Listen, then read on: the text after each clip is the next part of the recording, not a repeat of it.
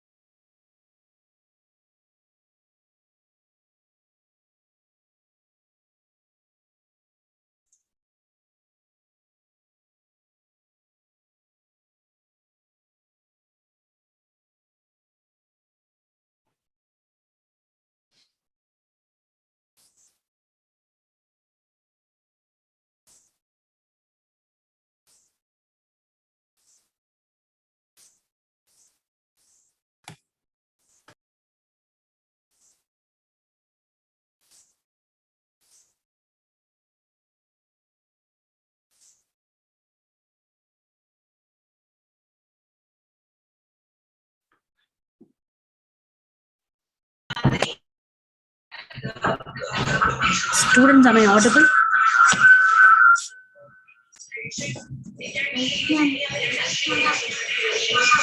Am I audible now? Yes, ma'am. Thank you, Dr. Mohana Sundari, madam. Thank you for your wonderful insights. We are moving ahead with the next session. Mr. Vijay Kumar, sir, our guest is joined, I believe. Vijay Kumar, yes, ma'am, I'm online. Yeah. You're able to hear me?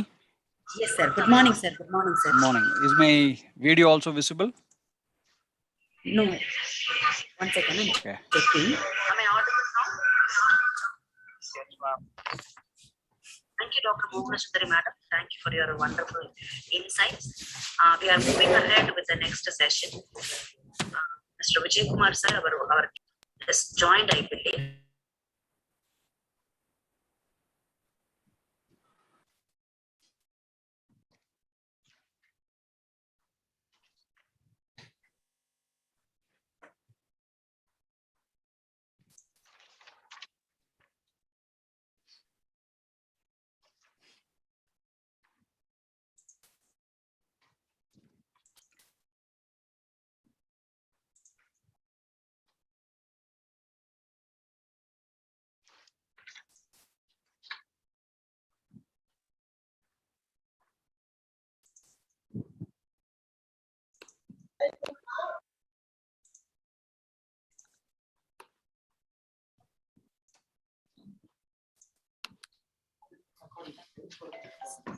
Sir, am I audible now, sir? There are some technical glitches here. Am I yes, audible? ma'am, you are audible. Yeah. Yes, sir. Perfect now. I think you are on video mode now. You're able to see the video as well? No, sir, not yet.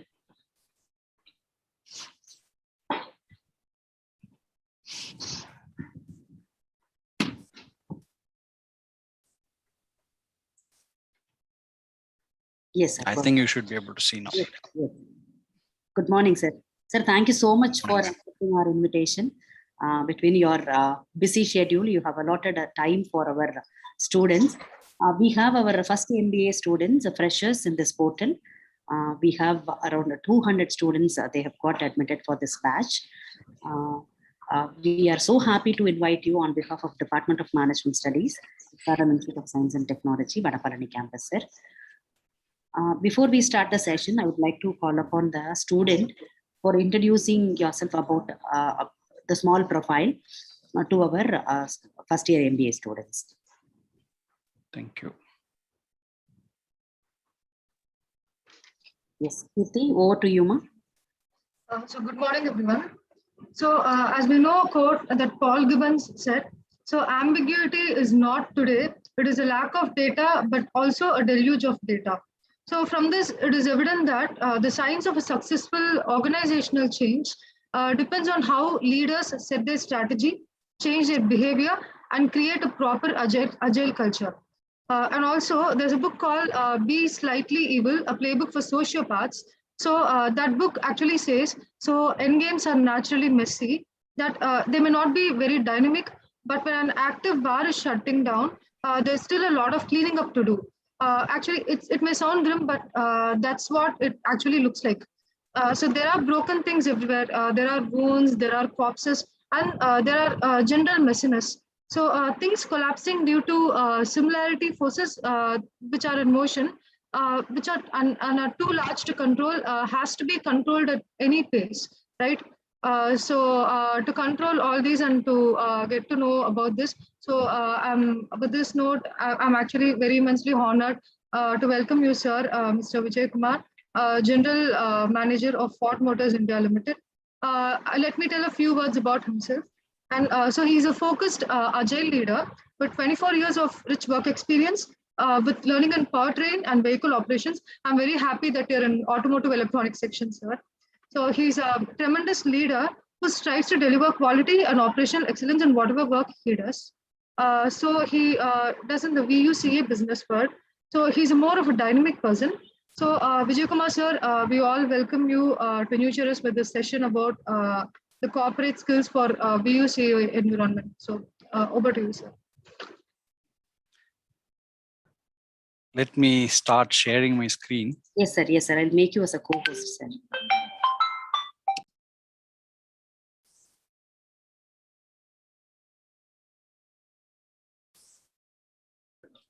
Yes, sir. It's done. You're able to see my screen? Yes, sir. Yes, sir. Perfect. Screen is visible? Yes, sir. Right. So thank you, Kirti. Thank you for giving the brief introduction and also touching upon on the ambiguity and agility, which is more connected with the topic. So very good morning to one and all. Warm welcome and congratulations to all the fresh MBA students for taking up your management studies in one of the reputed institution, SRM University. I'm also very thankful for SRM University giving me an opportunity to share some of my thoughts and insights related to the VUCA world and the related skill sets needed. And special thanks to Dr. Prabha Devi, ma'am, for enabling this opportunity to share my thoughts and insights. So briefly, as introduced, I'm Vijay Kumar, General Manager responsible for international market groups, part of purchasing, and I've been with Ford for over 15 years. And before Ford, I was in Ashok Leyland for about 9 years. So 24 plus years of experience in the automotive OEM industry in powertrain vehicle operations. So this is a brief introduction about me. If you see the theme, I think the studies and education, everything is to improve our thinking abilities. So the quality of thinking decides the quality of questions. So more critical our thinking, more deeper our thinking, we get the right questions, be it the classrooms or the corporate world or even the outside business world. So I think the theme is same and applicable everywhere. The quality of question decides the quality of answers, and the quality of answer gets the right results and improves the business world. So this is the overall theme, how the studies or be it the industry is operating, the same thing is applicable everywhere. So I'd be briefly covering about the VUCA world and the disruptive trends and also the global trends and insights, India trends and insights. And I'm coming from the automotive industry. I will also be sharing about automotive trends and insights and changing jobs and the skill gaps, right? So basically, even if it is Corona, right, it is a disruptive change. We never thought about it. Overnight, things have changed. Working from home, schools and colleges have become restricted within the homes. Maybe first wave we would not have got prepared. Probably in the second or third wave we could have been better prepared, right? So you need to envisage, anticipate, forecast the changes, and embrace it. There is no other way. You will have to get adapted to the changes. Sooner you embrace, better we would be in a position to manage the change. So embrace and equip yourself so that we can excel even in the VUCA environment. So that's how I would like to put forth to the team. So fresh from our memory, I think we just came out from the Olympics, right? Tokyo Olympics. India has got about 7 medals in the Olympics and almost like 19 medals in the Paralympics, right? So we all would have witnessed how successful India was in the Olympics, how successful our athletes were. We witnessed that, but we have also witnessed some more things in the Olympics, right? We have seen the showcasing of a lot of technological aspects in the Olympics. Autonomous vehicles. We have seen the athletes being picked up from their hotels to the stadium using the autonomous vehicles. All the inbound logistics were taken care of by the autonomous vehicles. So we have seen that in practical use. We have seen extensive use of robots, about 8 to 10 different types of robots in the field, off the field, assisting and guiding the individuals, acting as representatives and entry-exit visitor screening, their facial recognition, who should be allowed, who should not be allowed, including their COVID status, tracking their movements. So a lot of things they really showcased in the Olympics. And cooler clothing, especially people from the colder countries, they need this kind of clothing to better perform. There are also biometrics which are monitored for each of the athletes, and instant language translators were used with the real-time translation systems in the Olympics. So these are all more from the operational level at the Olympics, how the technology was put in place. And apart from that, there were also a lot of viewer experience related technological shows they have done it, right? The immersive weaving, because these are all virtual. Not many people were allowed to stay in the stadium and witness. So they managed the whole event as a virtual event with immersive weaving, broadcasting using the 5G technologies, biometrics monitoring the heart rates and the facial changes, color changes of the athletes and their adrenaline rush so that their health and safety is taken care of during the events. Panoramic views and 3D athlete tracking were some of the other technological things which you have seen in the Olympics. So these are all some of the disruptive changes which can create disruptions in the economy. We are going to see that, but we could see in practical use, we have also demonstrated in the Olympics in Tokyo. And there are a lot more things driven by the pandemic also. We have seen, example, work from home. All of a sudden, when COVID started, I think from next day onwards, we started working from our home. Even in Ford, this has happened overnight, right? So, and this is not temporary. If the COVID, the pandemic becoming endemic, this is not going to subside. Probably the changes what has brought in made the corporate world to think what are all the things we have been doing conventionally in the past and the new ways of operating. Probably this will become the next normal also. So it's going to be permanent in nature. Maybe 20% of the global workforce is going to continue to work from home permanently. So that's the impact this pandemic is also creating. In educations, we have seen increasingly online education, virtual classrooms, seminars. There are virtual job fairs. So a lot of things becoming online and increasingly, and this is becoming a reality and we are used to it in the last 2 years. So e-retailing, e-business, automated delivery, robotics, a lot of changes we could see. This is one area which was booming because we were all under the lockdown and things were coming to our doorstep. So this was a lifeline, how we managed our essentials during the COVID lockdowns. And rise of startups, OTT platforms, which were changing the entertainment industry also.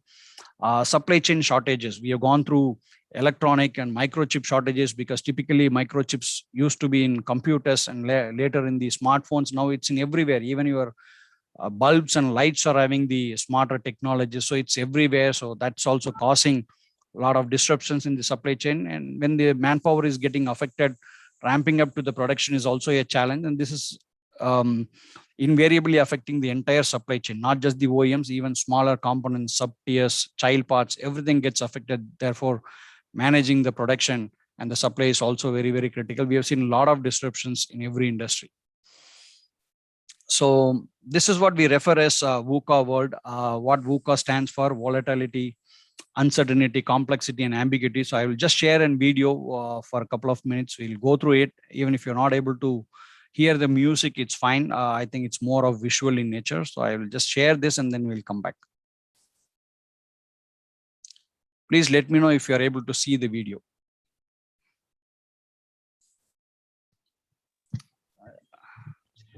Yes, sir. Is it okay? Audible? Visual? Yes.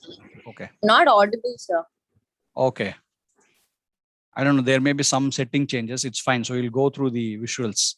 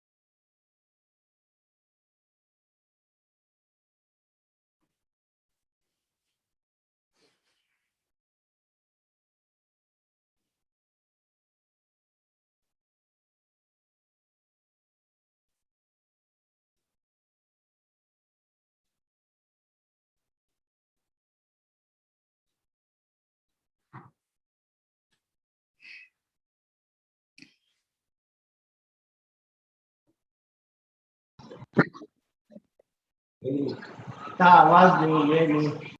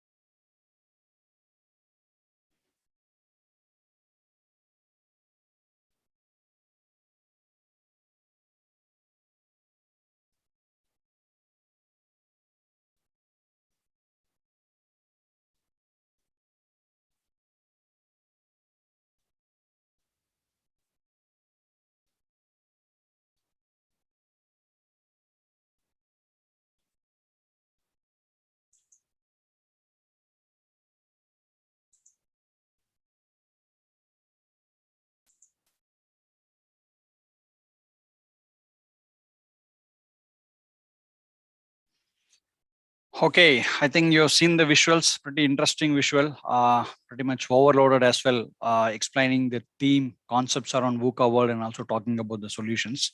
Am I audible? Yes, sir. Okay. So basically it talks about the 4 dimensions, complexity about the multiple aspects, factors involved related to a problem as well as the decision making. Volatility is related to faster rate of change. What is today may not be relevant tomorrow. It may become obsolete. Technological changes, and even if you apply the same themes in the COVID environment also, it's very difficult to understand because of the interrelationships involved, a lot of mutants and variants. So what is relevant today on a vaccination or the studies related to one variant may not be relevant tomorrow, right? So there are a lot of ambiguity, lack of clarity about what's really happening, what needs to be done, and also uncertainty about what's really happening in the present and what is going to happen in the future, next wave predictions, control. So many ambiguities. That's precisely another practical example. Pandemic is also more related to a VUCA environment. But again, taking a decision in those environment, limited data, we'll have to take a decision. Yeah, get equipped yourself with the vaccination, collect limited data, gain confidence. Yeah, do the right things. And now we are seeing the vaccination is working, subsidizing the spread of pandemic and all those things. So the same thing is applicable even on a business environment, applying these factors. So what is the solution for a VUCA world? So it's like another VUCA, which is the solution for a VUCA world. So like a bad bacteria is killed by a good bacteria, right? So another VUCA is the solution for the VUCA environment as well. So here VUCA stands for velocity, which is speed with which you need to grasp the things and start executing the actions. Unconventional, going out of the box to implement certain things because you would not have seen those things in the past. So unprecedented. So you will have to explore new ways of handling them. So you need to be unconventional as well. Collaboration, because you may not have all the expertise within the same person. So there can be many experts outside the world. So you will have to network with the people and leverage their expertise. So it's all about collaborating to get the best solutions out. Agility, I think changes are going to be faster. You need to quickly learn, get adapted to it, be open-minded, nimble, flexible to learn and take care of those aspects as well in the future. So how quickly things can happen. So this is an example. COVID also, we have seen how overnight things have changed in the corporate environment, even educational institutions, business world. So this is somewhere around 1900 Fifth Avenue, New York City. And if you see on the left-hand side picture, it's full of horses, right? Very difficult to locate a car. There is only one car on the road, which is circled in a red circle. And if you see on the right-hand side, 13 years from there, same location, Fifth Avenue, New York City. And if you see, you're not able to really spot any horses. There can be one very difficult to spot, but it's full of cars. So in 13 years, the entire industry got disrupted. So people who were taking care of horses and surrounding horse-related businesses would have got collapsed, and the new business related to cars, new skill sets, jobs related to cars would have emerged. A lot of people need to be right from design engineers, mechanics. A lot of people have to get equipped themselves to suit with the new industry that had emerged.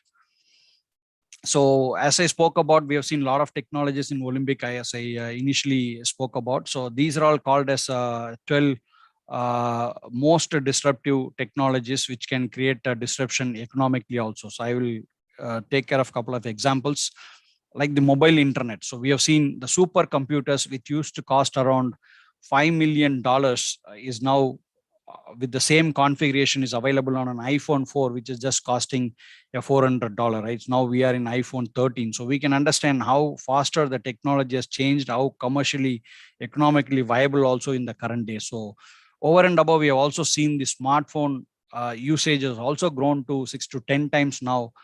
People started using smartphones. So the mobile internet, which used to be costlier and bulkier, is now available on your smartphone itself, and it is cheaper also. Similarly, the automation, automating the knowledge work, like bringing the intelligent softwares to perform the works, apps and other stuffs.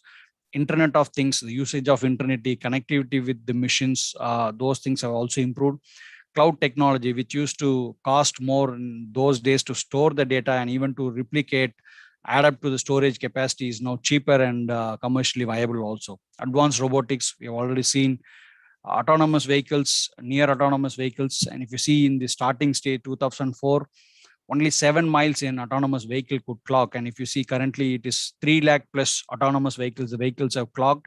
And this is now a reality. The vehicles are delivering goods to the customers, and it is picking up the customers. We have seen in Olympics, in some of the cities, it is organized. The connected vehicles, autonomous vehicles are in reality available in some of the cities. Also, next generation genomics, not just the modifying the crops, and also to focus on the chronic diseases and improving on the healthcare aspects. Energy storage, we have seen a lot of electric vehicles coming in. That is because the battery technology has got significantly improved. Prices have declined significantly, and they are now commercially viable. And prices of these vehicles are also almost comparable to the IC engines in the near future. So 3D printing, advanced materials, advanced oil and gas explorations, renewable energy like solar, wind energy, and those stuffs are also emerging. So these are all called 12 most disruptive technology. There are too many things, but these 12 are topping the list as most disruptive in terms of their economical impact as well. So specifically on India trends, there are broadly 3 major aspects involved. One is on the globalization related, like level of exports India is doing. Example, Ford is also exporting a lot of engines and vehicles. Currently, a lot of other manufacturers are exporting parts out of India. So the level of exports and rapid adoption of Industry 4.0, we are going to see what is that. And then increasing and shrinking the overseas job market, right? So we used to do offshore businesses here, and they are all shrinking, but that's also opening up new offshore opportunities for many of the people, and level of FDI inflow. So these are all the factors from a globalization level impacting the India trends. And the exponential technologies, we have seen the 12 technologies, they are widely being used in the industries, and that's also creating rapid changes the way businesses are operating today. And democratic changes, demographic are more in like the rising middle class, it's rising, and the higher population of the younger generations or the millennials in India, and increasing urbanization. These are all demographic related changes that's also going to impact the business and the needed skill sets in the industry. So to summarize, globalization, demographic changes, Industry 4.0, I would also add a lot of pandemic related slowdowns, disruptions, because this is something forced on us. It changed the way businesses were operating, and now we slowly start embracing those changes, seeing the benefits out of it. It can be permanent also. So 37% of the people who are currently employed would be deployed in different jobs, changing their skill sets also, suiting to the industry trends. And it's mainly impacted by the exponential technologies and the demographic changes, what I spoke about. Exponential technologies, those 12 technologies in the markets are expected to improve the productivity by 20%. So that's the impact it will create. And the business process offshoring opportunities are shrinking, especially from North America and Europe. But I'm also seeing a lot of different opportunities are getting created, not just the conventional ones. So migration of workers to overseas is also declining because we are also growing. We need people, and offshoring opportunities are getting reduced. The impact will be there across all industries because of these changes. So example, in IT and automobile, if you see, there will be need for upskill. Upskill means you will have to learn totally a new skill to be suitable in the market. Like 10 to 12% of the IT people will be doing completely a different job with the new skill sets, and 60 to 65% may be doing the same jobs, but with a radically changed skill set. They will have to develop additional skill sets to continue in their roles. Maybe 20 to 35% will have an existential threat, which means their jobs may be replaced by the automation or robotics and other stuff, robotic process automations. So 20 to 35% of jobs might be de-skilled with the automation process. Similarly, in automobile, 5 to 10% have to upskill themselves for new jobs. 50 to 55% have to catch up with the radically changed skill sets. Maybe 10 to 15% would be de-skilled as well. So similar impacts across different industries. And specific to automobile, there are a lot of trends we would have seen, like connected mobility. So vehicles can talk to each other, like last mile connectivity. You can take one ticket, get into the metro, and then get into a cab and get into the last mile connectivity through a two-wheeler or something on an hiring basis and reach your home. So multimodal transportation systems, vehicles can talk to each other, availability, parking systems, based on your locations where the parking slots are available. Even Ford is having the Ford Pass, as an app in the car itself, which will tell you in developed markets where the parking slots are. It's difficult to get the parking slots there, and the apps are assisting it. Automated driving, electric vehicles, these are all the trends that is changing drastically the way automotive industry is operating today. Electric motor, we have seen they are 5 times more energy efficient compared to the internal combustion engines. And we have also seen EVs are 10 times cheaper to recharge or refuel them. 10 times cheaper to maintain, because if you see, then IC engine will have around 2000 plus parts compared to your 20 parts in the electric vehicles. And EV's lifetime is also 2.5 times higher than the IC engines, because lesser moving parts, lesser wear and tear, and lesser failure rates. And EVs are more powerful than the IC engines. You can see from 0 to 100 km/h in 1.51 seconds. So they are very rapid, swift to respond, unlike in commercial engines, which needs to go through a graph or curve to accelerate. So these are all instantaneous in terms of picking up the speeds.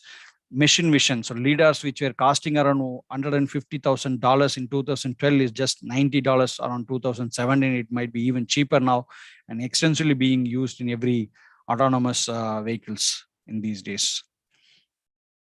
And also the mobility is changing its paradigm, it's changing. So mobility or the vehicle usage typically used to be a single user based or a family usage based, and then it's also vehicle centric, and they used to be expensive, polluting, and also unsafe because of human errors possible in the driving, and overall inefficient, inaccessible. If you see the new mobility paradigm, this is shifting to a shared vehicles, autonomous vehicles. Vehicles can talk to each other, electric vehicles, making it less polluting. So affordable, cleaner, safe, and efficient, accessible mobility. So that's the paradigm shift that is happening in the mobility business as well. So coming to our topic of skill gap. So what is this all changes in the VUCA world, global trends, India trends, mobile trends, or the industry specific trends are driving the skill needed, right? So we talked about industry 4.0. That's one of the disruptive trend in the mechanical industries, but the name 4.0 also means this is not new. There have been industry 1.0, 2.0, 3.0. So this is 4.0. So which means this is not new. We have already gone through several such industrial revolutions in the past. Example, the 18th century industry 1.0 was driven by the mechanical production powered by the steam, right? So example, the steam railways is also one of the concepts. A lot of machines which were running on steam-based principles. And that has created a lot of disruptions in the industry, moving from the manual based to a steam-driven, steam-powered engines. And then coming into the 19th century, the industry 2.0 was mainly driven by the mass production assembly systems and supported by the electrical energy. Example, Ford introduced the mass production vehicle production system. So that has disrupted the industry. We have seen in the example also. So this is purely driven by mass production lines and the electrical energy driven revolution. Industry 3.0, it's more of automation in the production systems using the electronic sensors and the IT, like the ERP kind of systems which were in use. That has created the industry 3.0 revolution. We are now in the industry 4.0 called as intelligent production systems. So machine can think, talk to each other, interconnected, using the Internet of Things, cloud technology, big data and analytics. So all these are playing a role to make the production system more intelligent. So we have been moving away from the steam to electricity to an IT driven to more intelligent production system. So this is not new. Each revolution has definitely brought in a lot of threats, risk to the jobs, and it has also brought a lot of new opportunities and benefits overall, right? So more robots, which means we are going to lose our jobs, but that's not true. More robo means we are going to get more jobs, but not the same job what we were doing, but the low profile or repeatable decision making, repeatable jobs can be programmed. They can be done by the robots, but we will have different roles to catch up with. So we are also going to see what is the relationship between the number of robots with the number of jobs. So maybe the job title stocks are changing. The number of job opportunities are continuing to rise despite the deployment of robots and automation. So that's a good news actually. So these are all some of the case examples. Give me a second.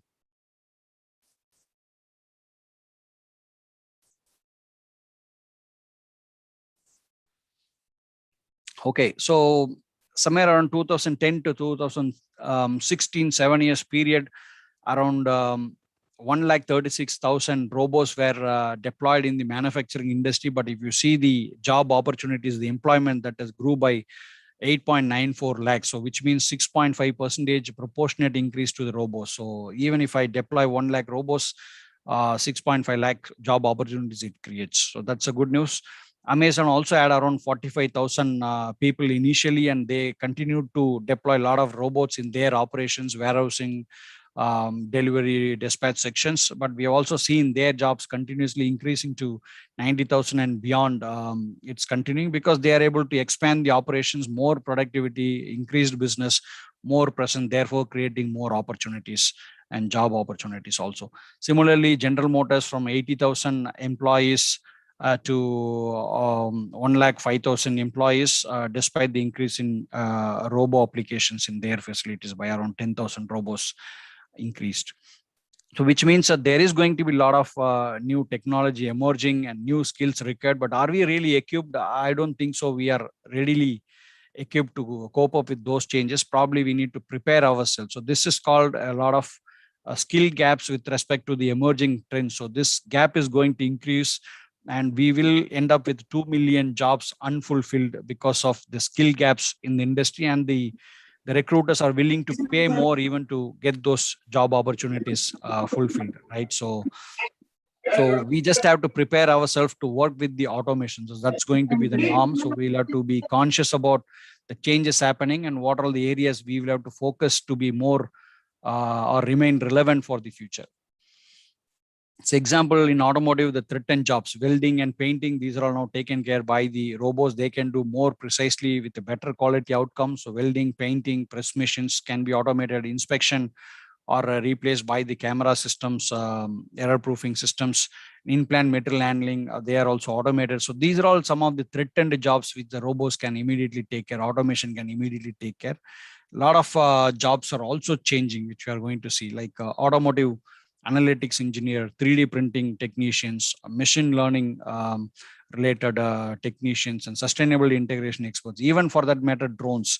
We have seen in Olympics, multiple drones were synchronously operated to depict their logos in the sky, right? So even drone operators are going to be a new demand. So these are all the changing jobs we have seen in automobiles. So upcoming new jobs, computer vision and machine algorithm designers, robotic and vision systems and motion control related engineers, industrial network integration engineers, cyber security experts. Even in vehicles, they are increasingly becoming connected vehicles. And we have also seen MG Motors giving an advertisement of internet insight, right? So installing an Airtel based internet system inside the car, so operating like a computer with a lot of apps and applications possible in the driving itself within the vehicle, in vehicle infotainment systems.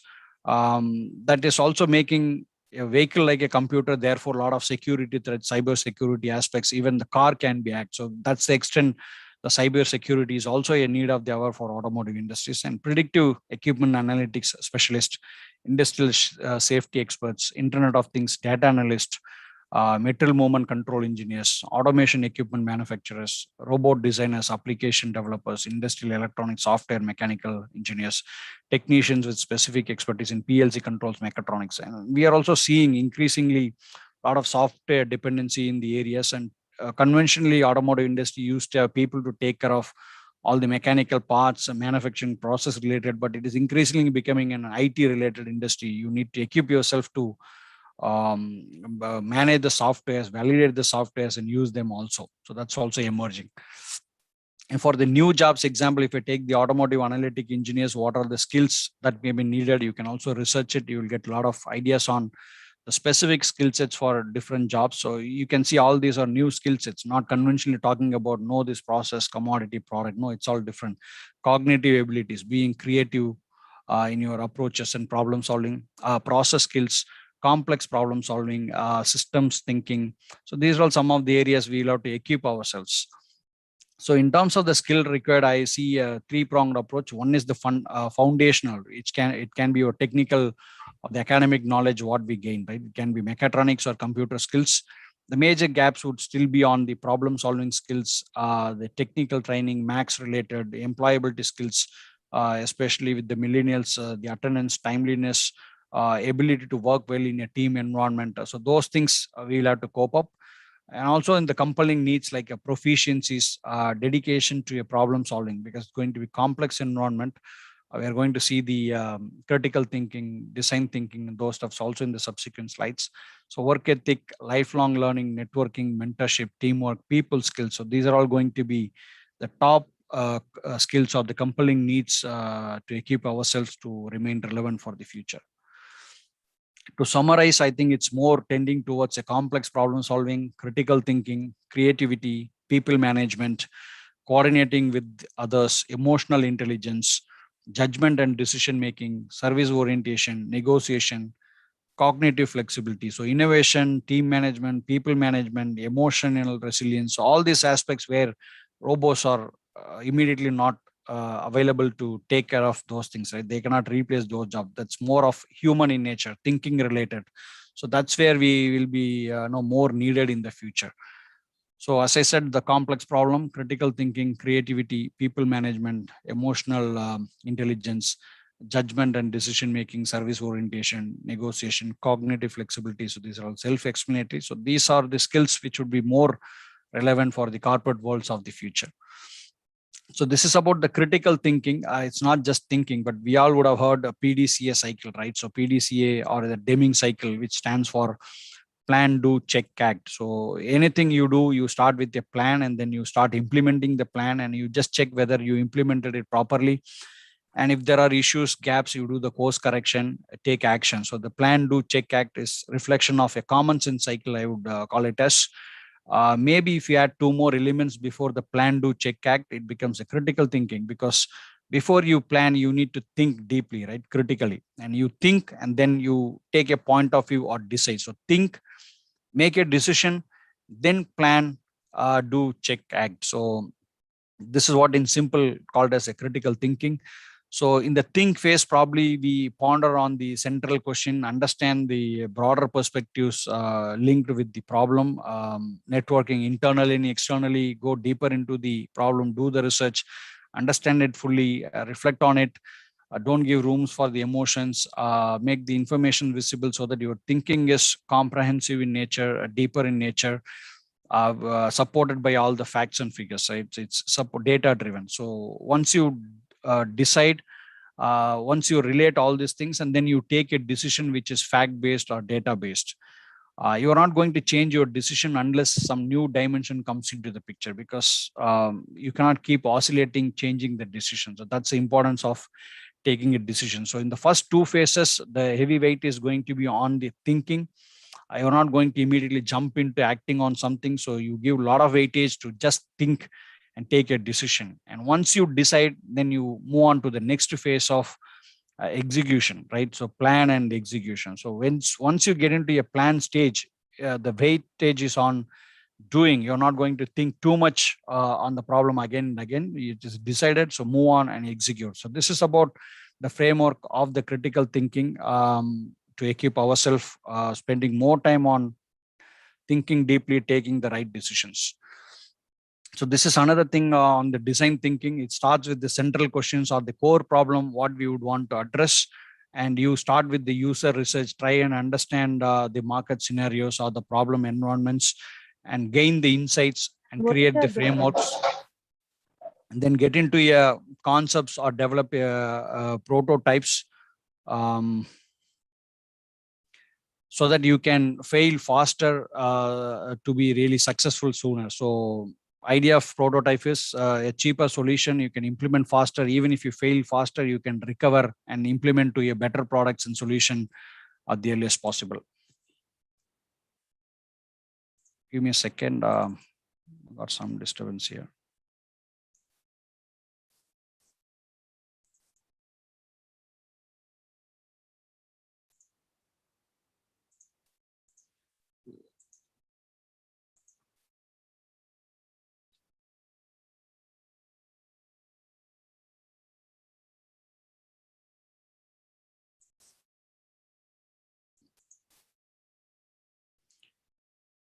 Okay.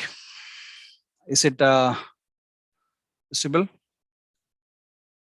Yes, sir. Okay, thank you.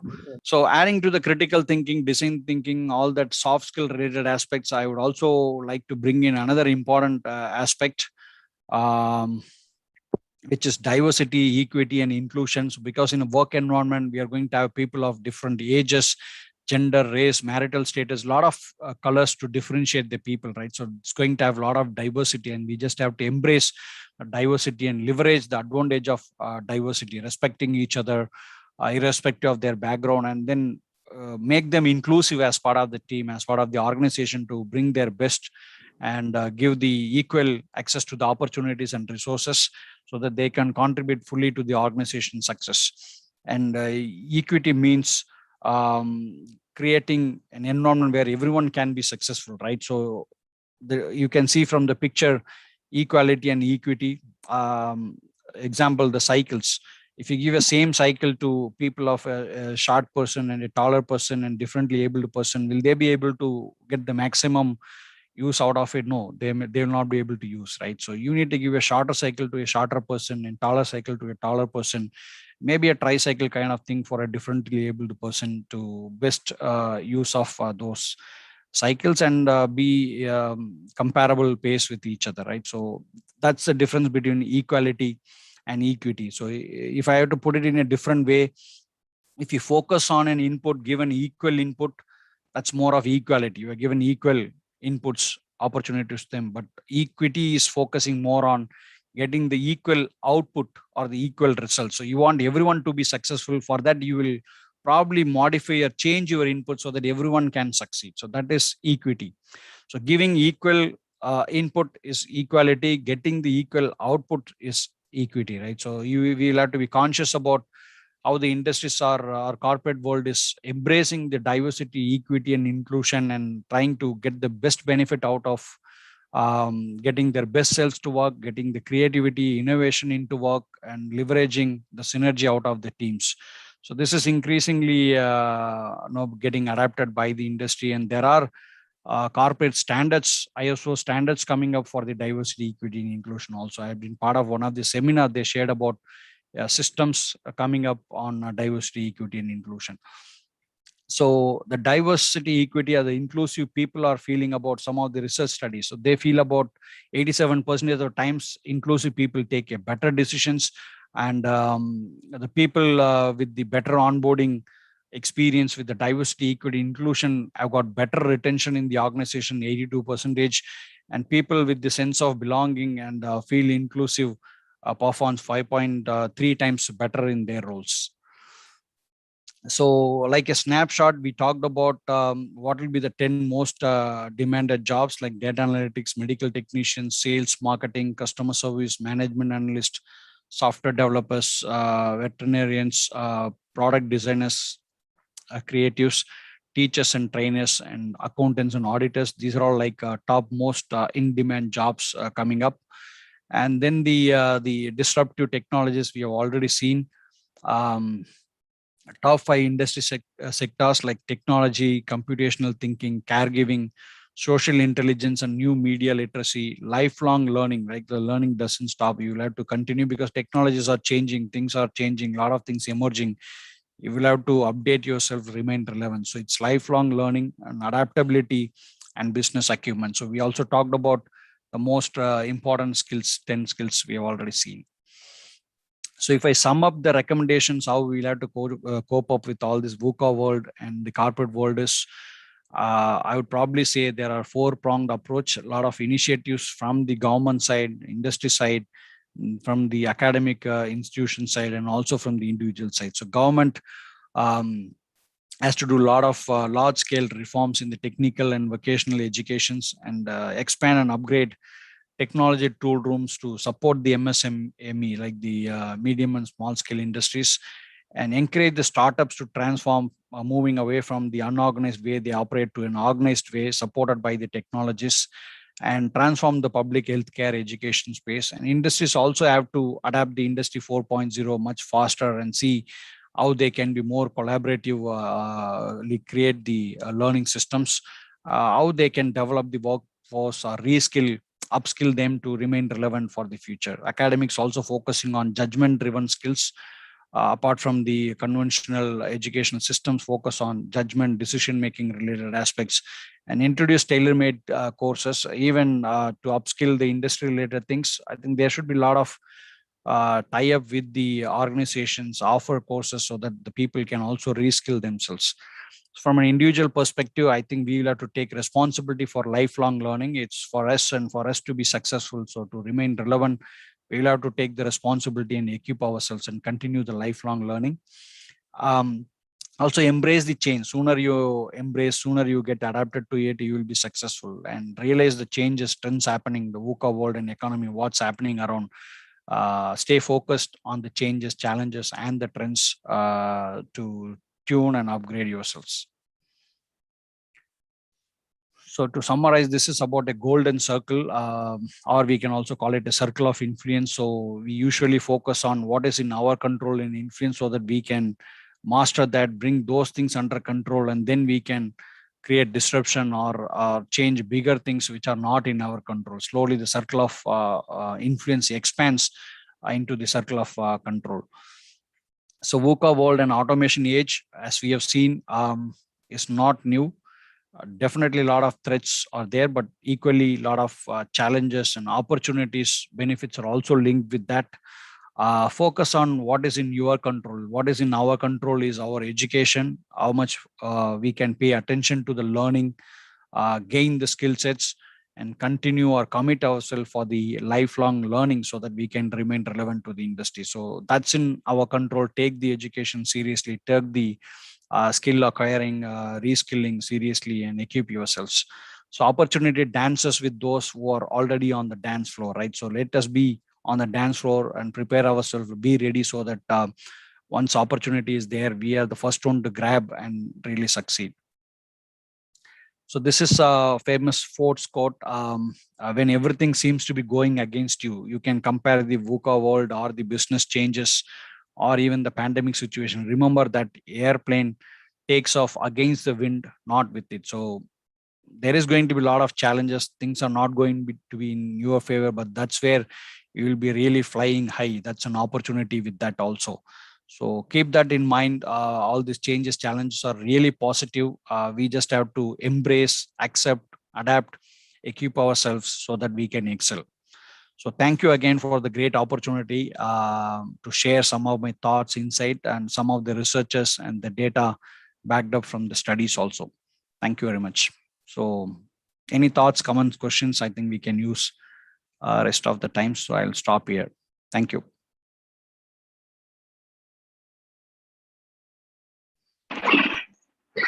Thank you, sir. Thank you, sir. Thank you, ma'am.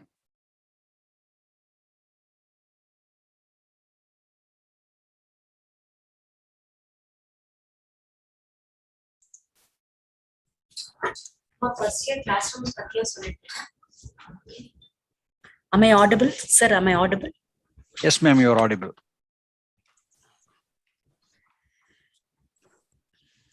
That was a wonderful session, sir. Inspiring session. You have given a lot of insights and inputs to the students relating to VUCA environment, how the people have to face the VUCA environment as well as sustain with the go. Any questions from student side? Any questions? Yes, Any doubts? Yes, ma'am. Yes, Salman sir. here. Yes, Yeah. Hi, sir. Good morning. Salman here. Morning. It's a very pleasure to meet you, sir. Thank you, Salvin. Yeah, and sir, I have a question for you. Like in the past 5 to 6 years, many automotive company, left India, right? Right from Fiat, Harley Davidson, GM Motors, and everything like that. And even now, recently, Ford have, they have completely shut down the production in Chennai and in Gujarat as well. What do you think is the reason for that, sir? Because when it comes to Ford, because it has the best handling vehicles in its segments. Like for example, Ford, if you take EcoSport, it's the best in its segment, and you take a Fortuner, it's the best in segment, one of the leading best in segment. And why do you think is the reason for the fallback of these such well-performing companies, sir? Okay, so probably let me clarify certain things. First of all, Ford is not exiting the business from India. You would have seen a lot of business cascades from our managing director as well, a lot of leadership cascades on this as well. Ford is only stopping their domestic production of vehicles. They've got about 4 production facilities in India, 2 for vehicle and 2 for engine plants. And 2 of the vehicle production in Chennai and Sanand is getting ceasing their operations. Chennai engine plant is also ceasing their local production. Sanand engine production, which is producing Panther engines for our iconic Endeavour vehicles, they will continue to produce the engines that is getting exported globally across the world for those vehicles, and that will continue their domestic operations in India. So 3 plants are getting ceasing their operations, and 1 plant will continue to produce and export the engines. And from a vehicle production perspective, Ford will also bring in the iconic vehicles. Many of the vehicles which are running so successful in North America, we will be bringing into the engine. That's the leadership strategy because they are more sustainable, profitable, new technology vehicles, like the Mach-E, Mustang related vehicles. So they will bring those kind of popular vehicles in India, serving a premium vehicle segments. The reason for this difficult decision is, no matter whatever the options they tried, they could not really bring out a sustainable profit model. Like Ford had invested about 2.5 billion in the past so far, and also incurred around 2 billion losses in the last 10 years. That is because of so many reasons, like 4 plants and underutilized capacities, probably lesser utilization of all the plants, and mostly dependent on a single vehicle. So more ambitious plan of having all the plants, not having the vehicles, and those stuffs. Many factors are playing, but the reality is Ford has got its own DNA, design principles. We will not be able to compromise beyond a level on the designs and the features. Therefore, it is not so profitable to continue the business on the small cars or the entry segments in India. So therefore, Ford is ceasing the operations on the entry segments. They will continue to support the customers with the premium vehicles, and that's the background why they are leaving India. So I think most of the cases it will again boil down to remain relevant to the industry, be really profitable in the industry, right? So if you're not profitable for whatsoever reasons, not able to compete, it's going to be difficult. I also read a couple of articles. If you have to remain relevant in the entry segments, example, Maruti have got about a 15 vehicle lineup, and Hyundai has got about 7 vehicle lineup, and plus Kia adding to the vehicle lineups in the small cars. All this will make the volumes possible, and the plant utilizations would be better. Therefore, whatever the capital investments, employees you got in the plant would be better utilized, and you will remain profitable. So bottom line, it is usage of shareholders' money. And if you are using your shareholders' money, are you getting the right expected returns out of the shareholders' capital? If you're not getting a reasonable return from the shareholders' capital, no business will invest and continue their operations. So that's the bottom line. In our case also, investing on a new business, using the shareholders' money, will we be able to get the returns out of it? The history proves we made 2 billion losses in 10 years. Therefore, such tough decisions are made. I believe that would be the case with most of the other decisions as well. So Ford is not exiting. We will continue in our own way on engines, importing vehicles, supporting the service customers. And we have got about global business services, very relevant to the topic. New jobs are coming up, as I said. So the vehicle operation is more about 4,000 people involved in the manufacturing industry, but there is a global business services operating in Chennai for Ford, which is currently having about 11,000 employees working and supporting the global operations. So that's huge even compared to the automotive industries. This 11,000 is further growing. So Ford is committed to expand their global business operations in India. If you see this 11,000 people, this is the world's second largest employment of Ford outside of North America. So next to North America, it's only India where they got this huge population of employees located outside of North America. It's India. So 11,000 GBS employees further growing, and that business is going to continue and expand further. We've also got the smart mobility. You would have seen the apps like Office Ride, which is providing mobility solutions. That is started as a startup limited liability company, and that's also growing up. So there are 5 different ways Ford is focusing or restructuring their businesses in India. So that's why it's called as restructuring their business, not exiting India. So Ford is continuing with 5 different ways of their operations in India, further expanding. I hope I answered your query.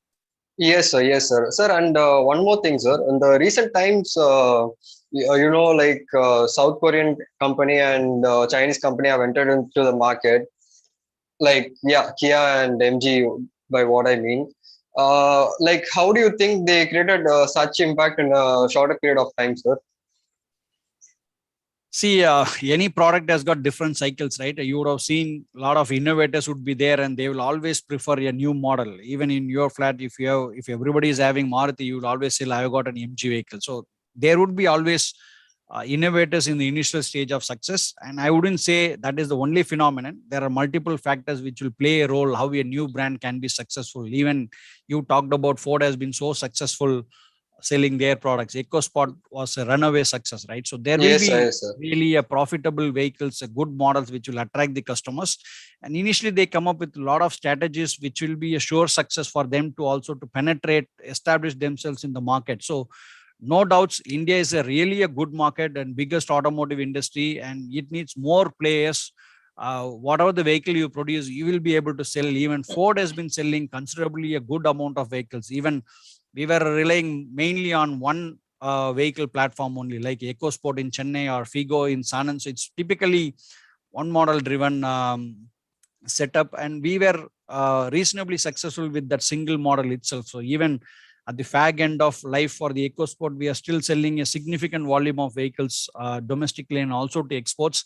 So it is successful. So they come up with the right strategies, what the market wants.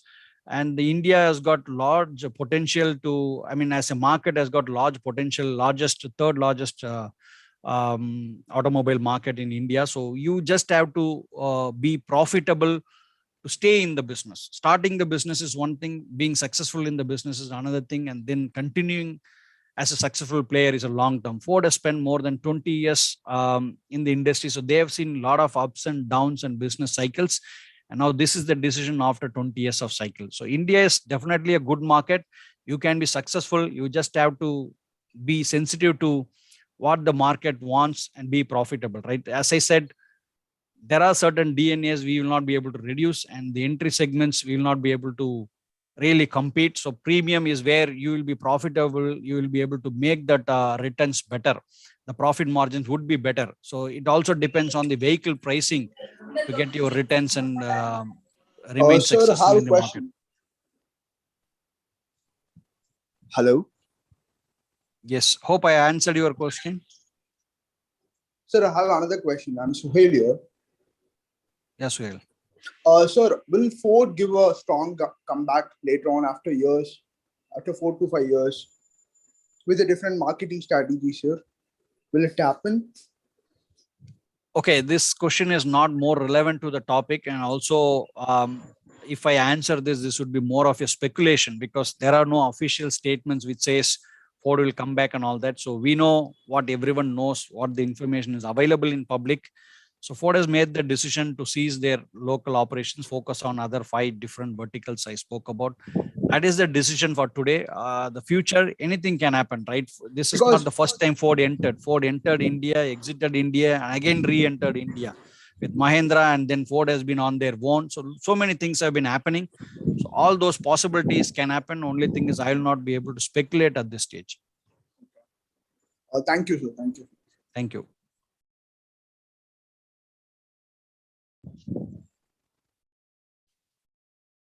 Good questions. Thank you, Tim. So you are making me to think. understand different aspects. Thank you for those good questions. Any Yeah, other? sir, can I just have your opinion on one of my questions, sir? Like just your opinion. Like in Kia and MG, right? They are providing more number of features. So do you think is that also a reason why people are going behind it? Because they are. I'm not telling anything bad about it. Kia and MG are good in their aspects as well, but comparatively there are better cars as well, right? But the majority of the people are nowadays are going for Kia, MG, those kind of things. Now in on roadside, if you see 1 out of 10 cars will be like either Kia or a MG.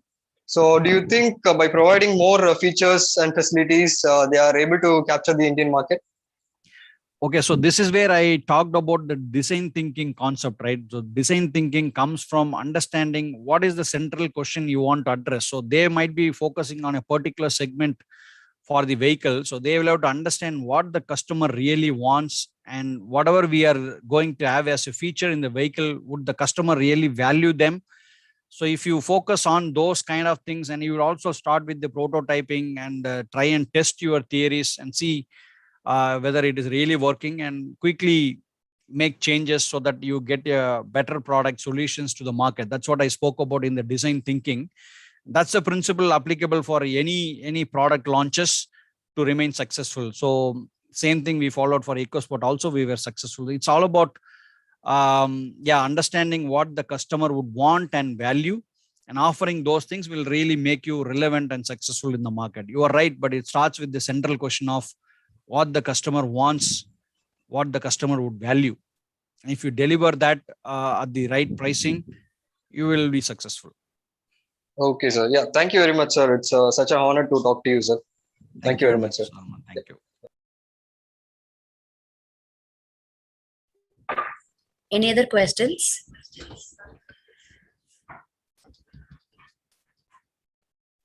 Hi, sir. Myself, Preetham here.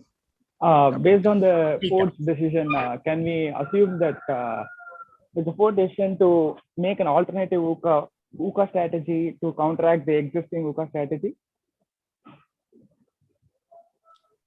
Yeah, I spoke about it, right? So can we take this decision as an alternative VUCA strategy that the Ford has been developing to counteract the existing VUCA strategy? I'm not clear about the question. Could you please come back again? As you mentioned on the first part of your presentation regarding the VUCA thing. So to counteract the existing VUCA thing, you have to come up with a new VUCA, right? Okay. So can we take this Ford's decision as an new VUCA to counteract the existing one?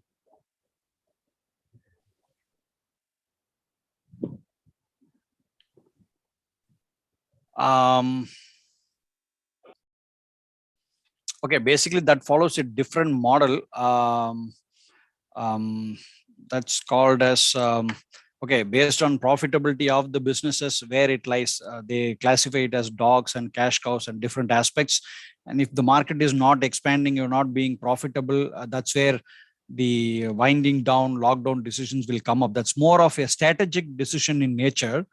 But the VUCA is referring to a volatile environment, like volatile, uncertain, complex, ambiguous environment. So probably in automotive context, if you apply the VUCA, it's more related to the emerging technologies. You have seen MG vehicles with the internet inside, Airtel getting connected, moving towards an electrified vehicles and connected vehicles. That is the change which is happening even on mobility, right? So where to really invest? In fact, Ford is committing $30 billion to electrify their popular vehicle lines globally. So that's how they are deciding to counter the emerging trends and the changes in the automotive industry, not to invest on a low or the small car segments and fight it there. Maybe take a leap, investing on electrifying your vehicles to the tune of $30 billion investments globally, and that's going to globally cater. So they take a conscious decision where we should be spending our time and energy and resources, where to play, how to win. That frames the strategy. So that's where they would have thought investing on the electrifying the vehicles is going to be the future. Autonomous vehicles, connected vehicles is going to be future. That's where we need to reserve our resources, capital to better use. So that's how I would see the decision. And in terms of the technological and other changes, offshoring, I talked about global business services. Some of the conventional back office works, what we have been doing, they might be shrinking because those processes can be automated. Robotic process automation can be done. A lot of apps and other things can do. Therefore, those offshoring can get reduced, but it will open up different other offshoring opportunities for us. As I said, 11,000 employees in global business services further growing only tells us there are new offshoring opportunities opening up. So this is how we can rate the changes in the automotive industry, how the strategy gets applied, where to play, how to win strategies, and then new opportunities getting created in the business world. Thank you, sir. Thank you for your valuable insights, sir. Thank you, Preetham.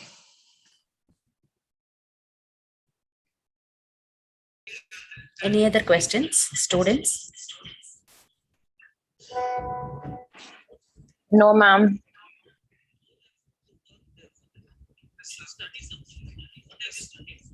Okay. Sir, thank you so much, sir. Thank you very much. We had a wonderful session. Even people were asking some of the questions relating to that.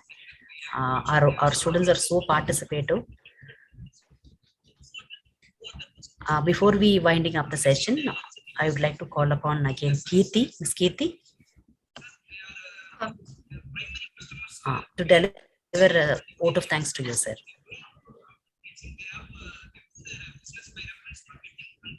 Thank you, sir, for encouraging and explaining us with the required skill sets. The session which you took was actually very informational, and it also showed us a path on how to submerge deep into today's corporate world and how to excel in the same. So you told us everything in a very clear and a very good explanatory way, so that even students can understand, and when they step into the particular field, they can shine there. So we thank you, sir. I also thank our management, then Dean, Professor C.V. Jayakumar, sir, then BP Academics, Professor C. Gomati ma'am, HOD, Professor Prasida ma'am, and event coordinator ma'am, M.N. Pravadevi ma'am, for their advices and support in organizing this whole event, Udbhavah Setuh 2021. And this is the day 5. So from the day 1, it was going on too successful. And I wish we are continuing this too. Thank you, ma'am, for keeping us encouraging and inspiring.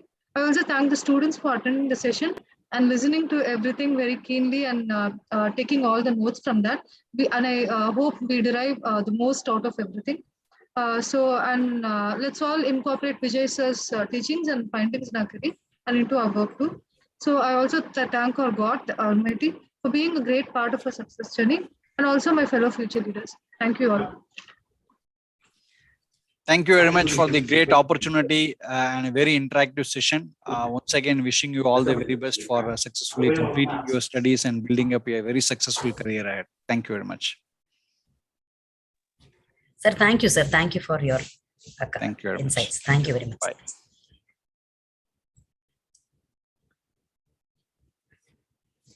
Students, we are moving ahead to the next session. We are yet to receive our guest for the session, 11:30 to 12:30. So now 10 minutes break, ma'am. No, ma.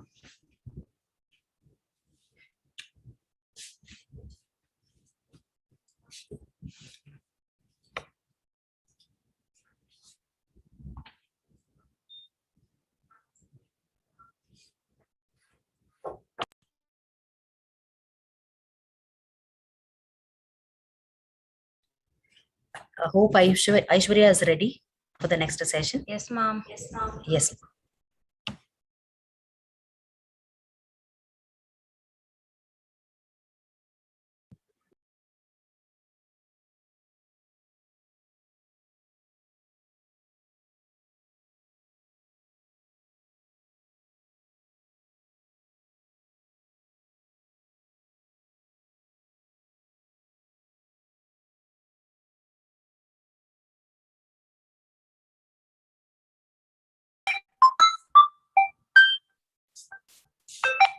See, those who have not filled up the previous day's feedback forms, again, we will be circulating the feedback forms now in the chat box. You please go ahead, complete that. Ma, can you please post the feedback form? Ms. Niveta, madam, will post the feedback forms for the past 2 days because we have received only 60 to 70 forms yet now. So the remaining students, please fill it up and submit it back. Meanwhile, we'll expect our guests to join.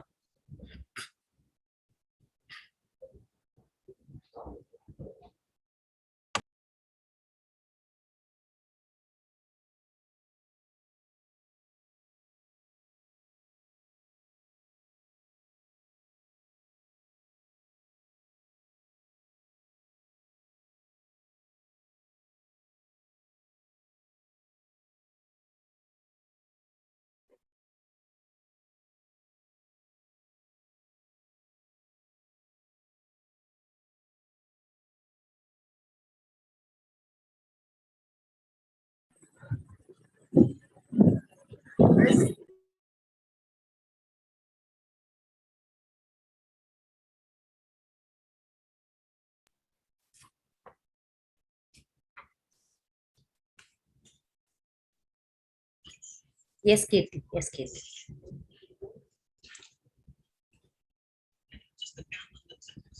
You just go back and sit so that we can see.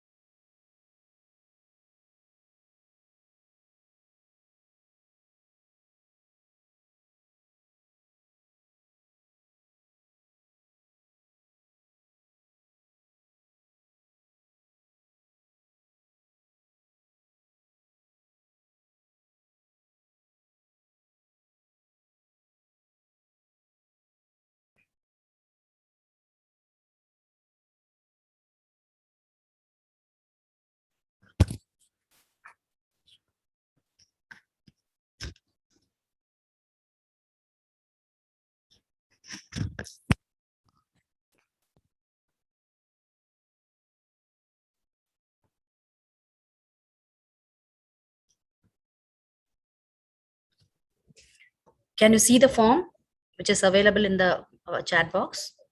Students? Yes, ma'am.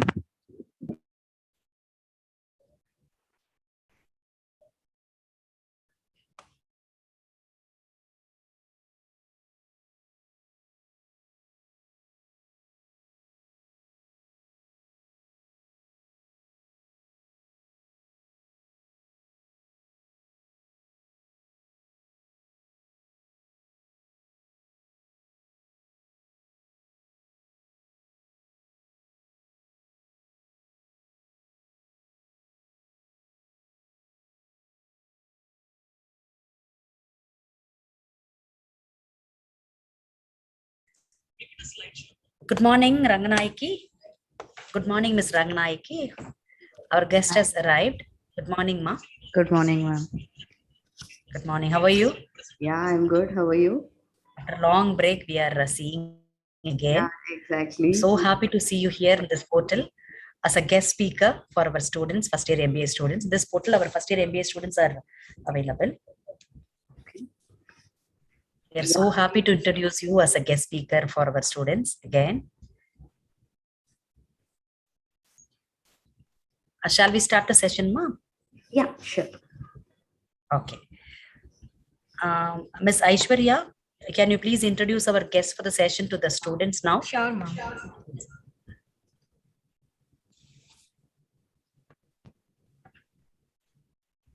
Good morning to all. I extend a warm welcome to everyone present here. With immense pleasure, I would like to welcome Ms. Ranganayaki ma'am, one of our outstanding alumni. She completed her engineering in CSE by the year 2012. She then worked with HCL for a year and then completed her MBA in HR and marketing in Narasaram Vadapalani campus. During her last semester, she was placed in Align Associate, where she played a dual role as HR and business analyst. After 1.5 years, she moved to Ramco Systems and joined as a business analyst and grew up to a senior business analyst in a span of 2 years in HCM domain, where she was able to implement HCM add-on successfully for top-notch companies like Scorpio, who are spread across the globe. After completing 3 years, she moved to Freshworks as technical accounts manager in same HCM domain. Over to you, ma'am. Thank you, Aishwarya, for the wonderful introduction. Yeah, Yes, ma'am. so I would first likely to thank Prabhadevi ma'am and the organizing committee for I'll make you as a inviting co-host me. now, Ranganayatri. Yeah, okay. I'll make you as a co-host now so that you can share your screen. Sure.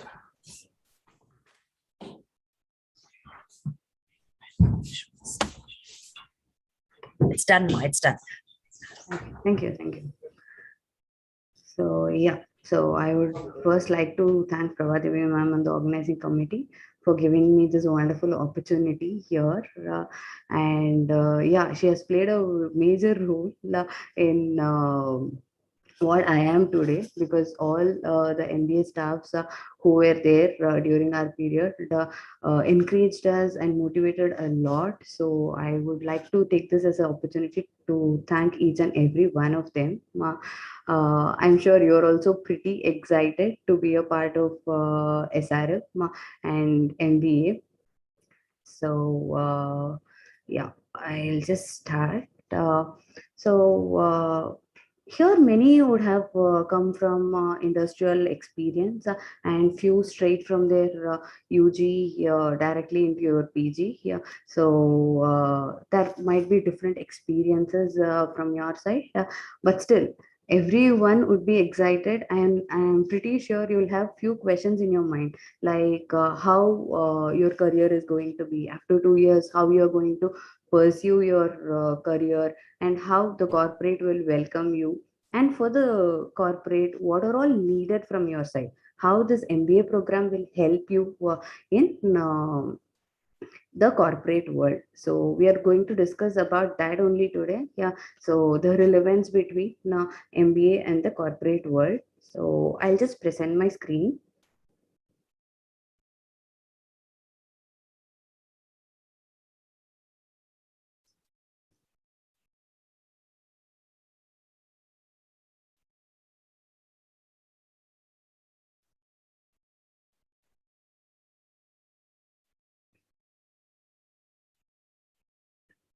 Hope you're able to see my screen.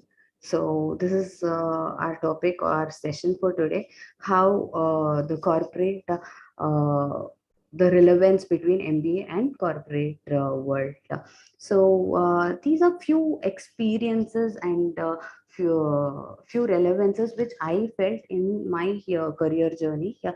So which I would like to share with you basically. So how this MBA journey started for me? Basically, from my schooling, I was most interested in joining an IT company, IT firm, basically, yeah, where I thought I would be doing great as a developer. So I did my engineering and got placed in HCL. So fortunately, I joined HCL, and only after joining, I realized that this is not the right place for me, because being a developer was not the right place. My interest, my fond light on communicating with the customer, interacting with people, and so many other things where communication and interaction plays a major role. And yeah, I am happy that I found that in my early stage itself, and I quit my job.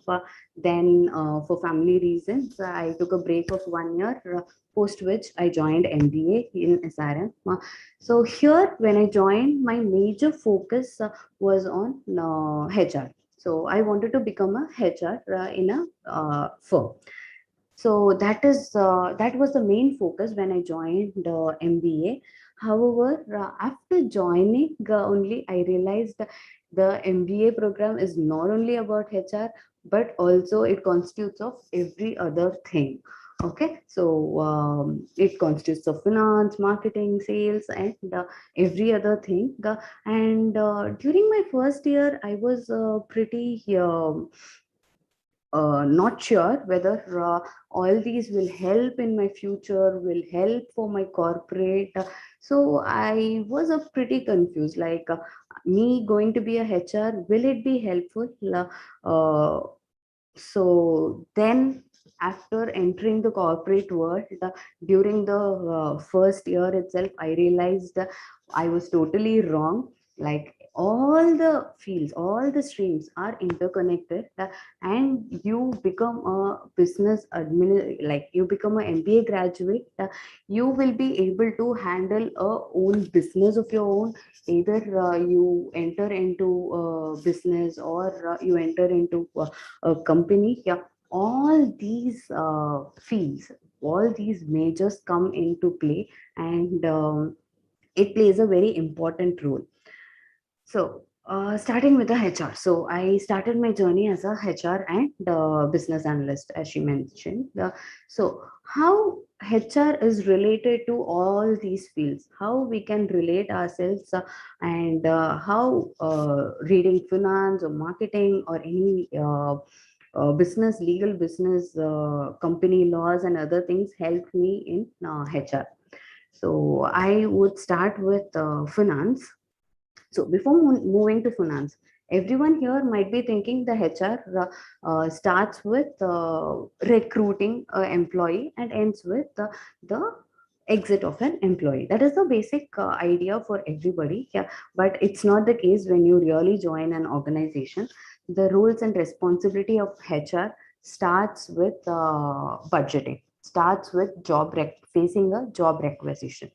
Okay, so for instance, whenever there is a opening, whenever there is a requisition from the manager or from a superior, the immediate go-to for a HR is on the revenue of the company, basically, because based on the revenue, for each and every department, the allocation is done, and based on that allocation only, you will be able to recruit a candidate. You will be able to fix a budget for the candidate, and get it approved from your superior, basically.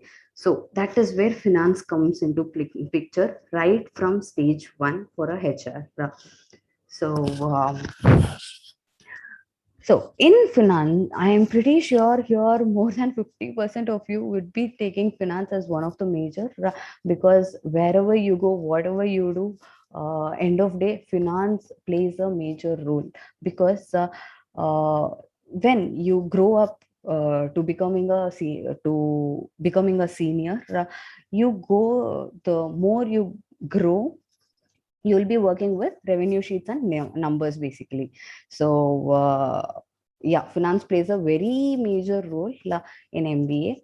And coming back to HR, so for HR, deciding on the revenues and budgets are one of the major important thing, based on which only the recruitment process starts. So you need to allocate budget for a resource. You need to evaluate the revenue and allocate it accordingly. I think you know the difference between revenue and profit.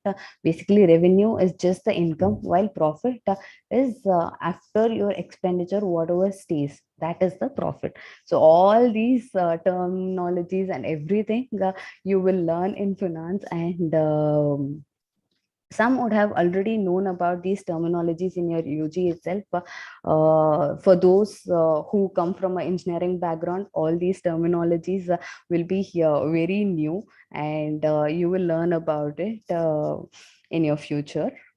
So that is where finance plays a major role for a HR. So right from recruitment process. Then moving on now with the recruitment. So how will you post your jobs? Where will you post your jobs? So that's where marketing comes into place. The brand value of the organization should be shown now to the outside world. Then only you will get candidates. because if you don't know about any organization, then how will you go about and even apply for it? So you have to market your organization, you have to publish the job openings, job requisitions in the job board, and go about with it. So that is where marketing comes into play, yeah, where you'll be attracting candidates only by digital marketing. Like as of now, the digital space is used most because of corona or because of the growth, you can say, however, but yeah, digital space is being used at most during these COVID times. So that's where marketing comes into place, and it also plays a major role because as a HR you'll be having targets to close the number of positions, to recruit candidates depending within the budget. So all these has to be considered when you are being a HR.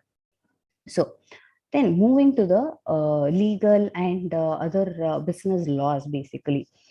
Fortunately, in Align Associate, which was my first company, it was a very small SMB with near about only 50 employees. So the company didn't have a HR policy in place. Basically, everything was word of mouth. Nothing was written and documented. So yes, it is a duty of a MBA graduate to document each and everything in an organization. That is most important, and I felt that part was missing in the organization, and I, as a HR, I wanted to implement it. So I started designing the policy. So at initial stage, I thought it was an easy one, just to give these many leave credits, these many holidays and other things. But no, it had other legal constraints also.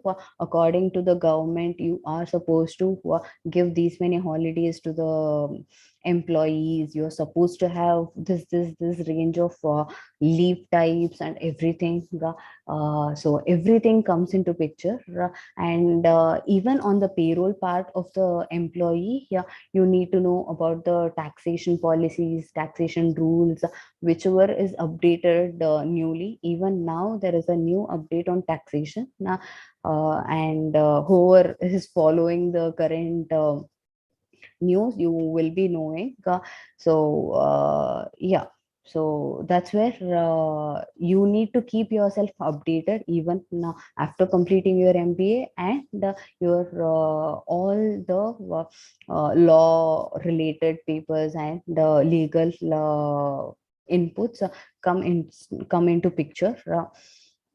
So it is also important in establishing a business. When you establish your own firm, you need to know all the rules and regulations, and you have to define the policy in accordance to it. So that is where law and other papers come into place, and you have to focus on all these. Then comes the computer application and project management softwares, basically. Yeah. So as I told earlier, the digital platform is what is the in thing as of now, and the computer application for business is most important in current world. So what are the various applications that are available? Let it be here for HR, there is a software for sales, how you go about with the sales, how you deal with customers. So for that, there is a software which is available in the market. For handling the payroll, there are softwares which are being available. So like this, there are various other applications that are in place in the market. So you have to have a basic knowledge of computer applications, and how in turn it will be used in your organization. Say for instance, in my first company, as I told, there was no project management software which would track the daily activities of the employees, and what they do for their 9 hours of work. So for that, I implemented a software where it was actually from Zoho. So Zoho, I think everybody would be knowing, it is one of the leading companies, and their products are growing in the market like anything very rapidly. Yeah. So those softwares would come in handy. So yeah, you need to know about the computer application and everything. Being an HR is not just recruiting and managing the employees. So for recruiting, you need to document all the details. So even those things will be fed into your computer application, as I don't think many companies are using paper based even now. Every company is moving towards, even if it is a SMB, small and medium business, even SMBs are moving towards software applications. So it is most important in current day. And understanding the behavioral traits is one major factor, because being a HR, you will be interacting with employees, you will be interacting with candidates on a daily basis. So what are their behavioral traits? How would they react to such and such situation? How you can keep the employees satisfied?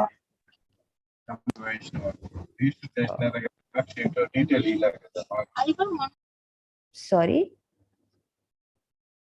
Okay, I think it was some okay, fine. Let me continue with the behavioral traits. So yeah, the leadership quality, the behavioral traits, knowing about all these also constitutes a major part in being a HR. So all these you will have in different names, different papers, but yeah, all put together, you will be needing in your HR. That is how your career will progress. And you will be relating to each and everything when you do it on the ground.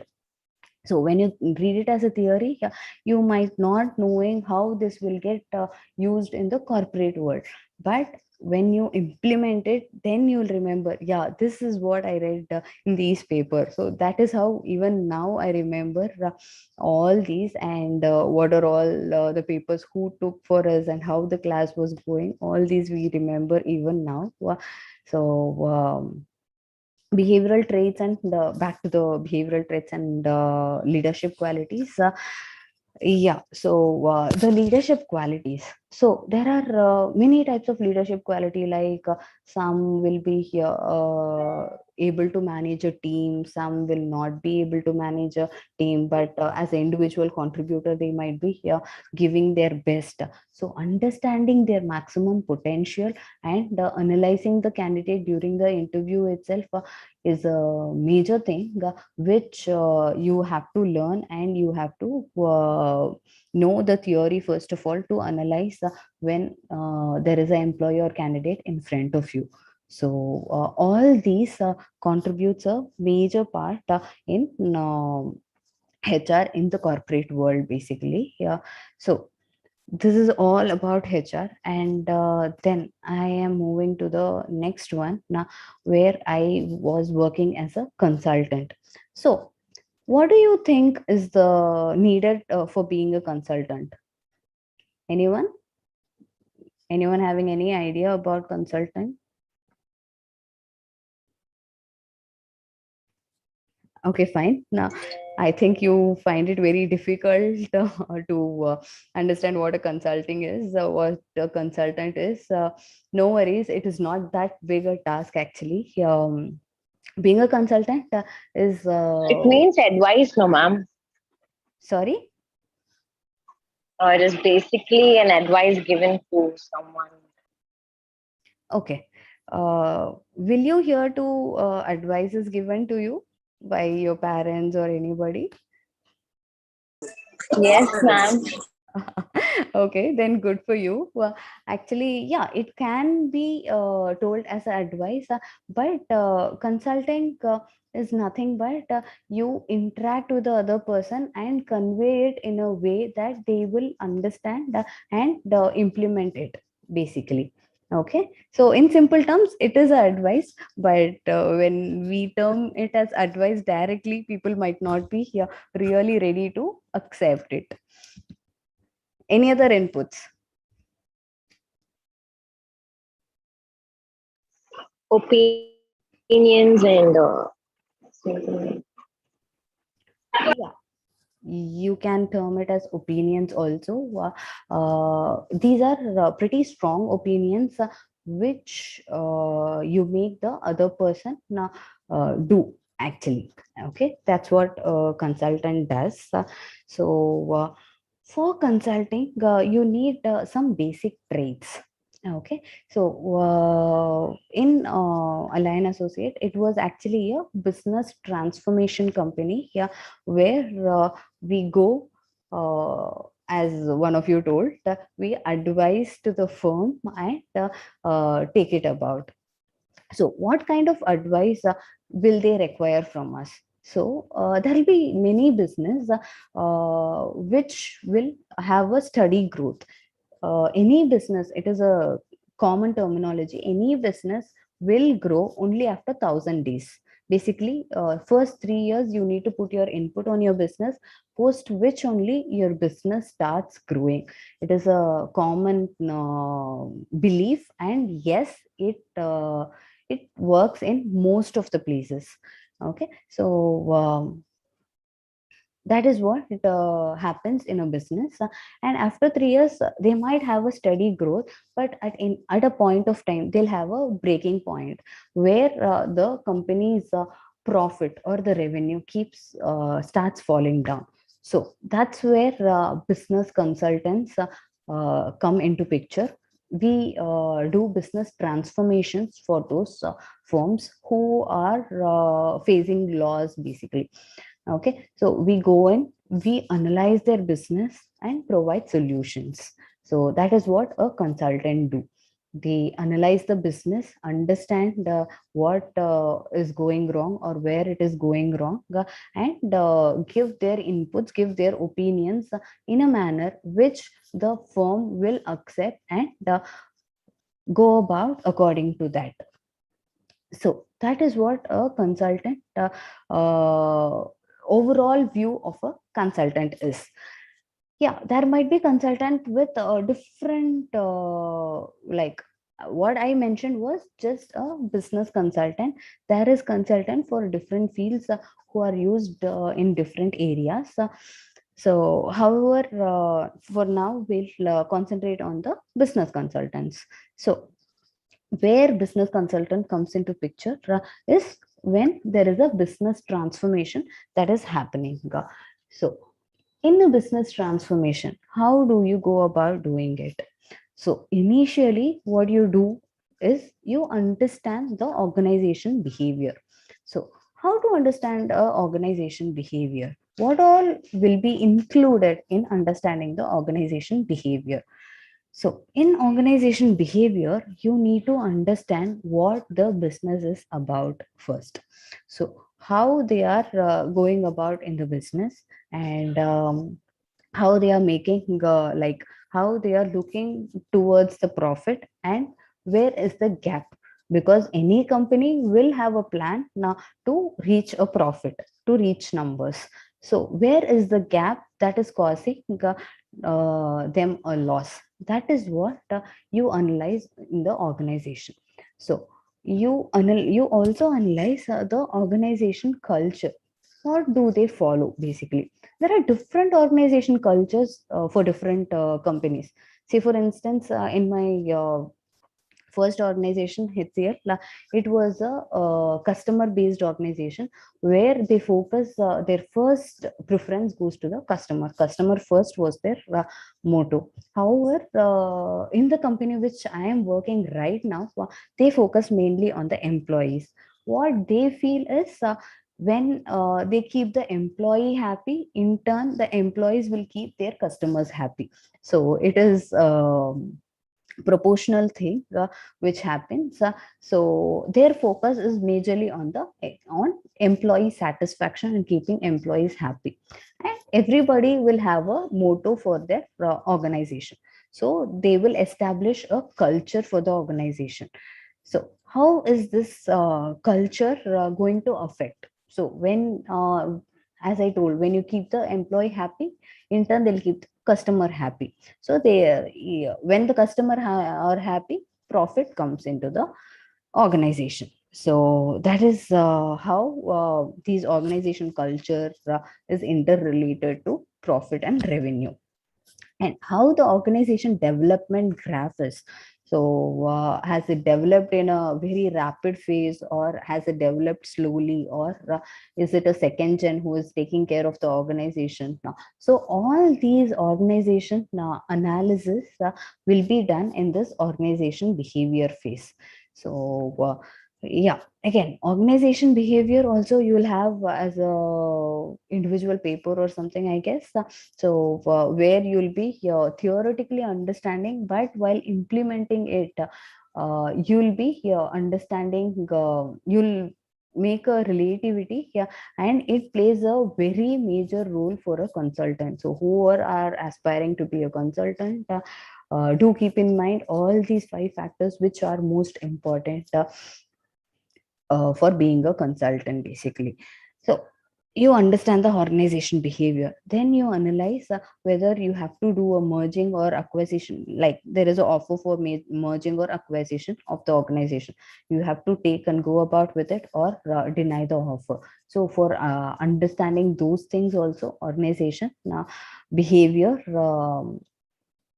plays a very major role. So that is about organization behavior in real time. So you have done all the analysis and all the understanding of the organization. Then what you will be here proceeding with? You will be going to the strategic planning and budgeting for the organization. So what is this planning all about? So for the organization, what should be right from the employee count? What should be the employee count? What should be the budget? What should be the amount invested in? So all these you do in a strategic planning, basically. So you will be here. You will be designing the sales target, the KPIs, KRAs for those employees, and planning the business, planning the organization structure and everything, basically. Yeah. And on the budgeting part, as I told, how much can the sales target of each and every employee can be, or what are the KPIs that can be set for the employee, so that they contribute to the organization, so they contribute to the revenue, they contribute to the profit of the organization, basically.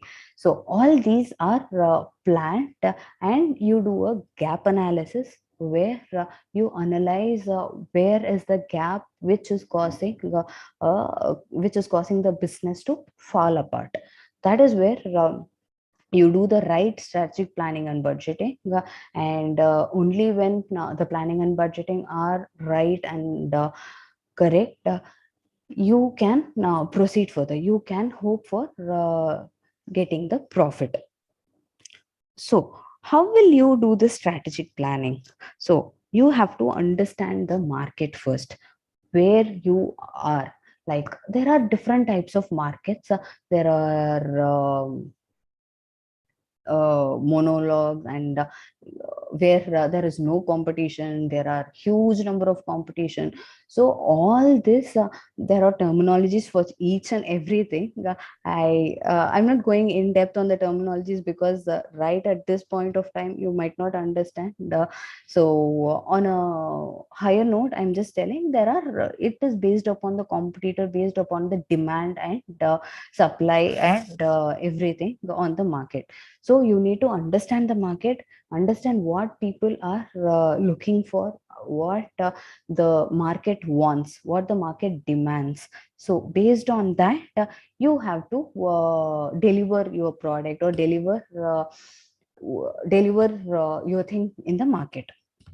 So understanding the market is one major factor. Either you start a business or you are in an organization, now it is one major factor, because when you start a business, you have to give the right person the right thing. So you have to understand the demand basically. So that is one major factor for understanding the market.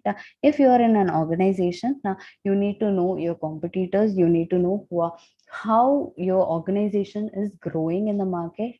Only then you will know what is your role and how you can contribute towards the organization.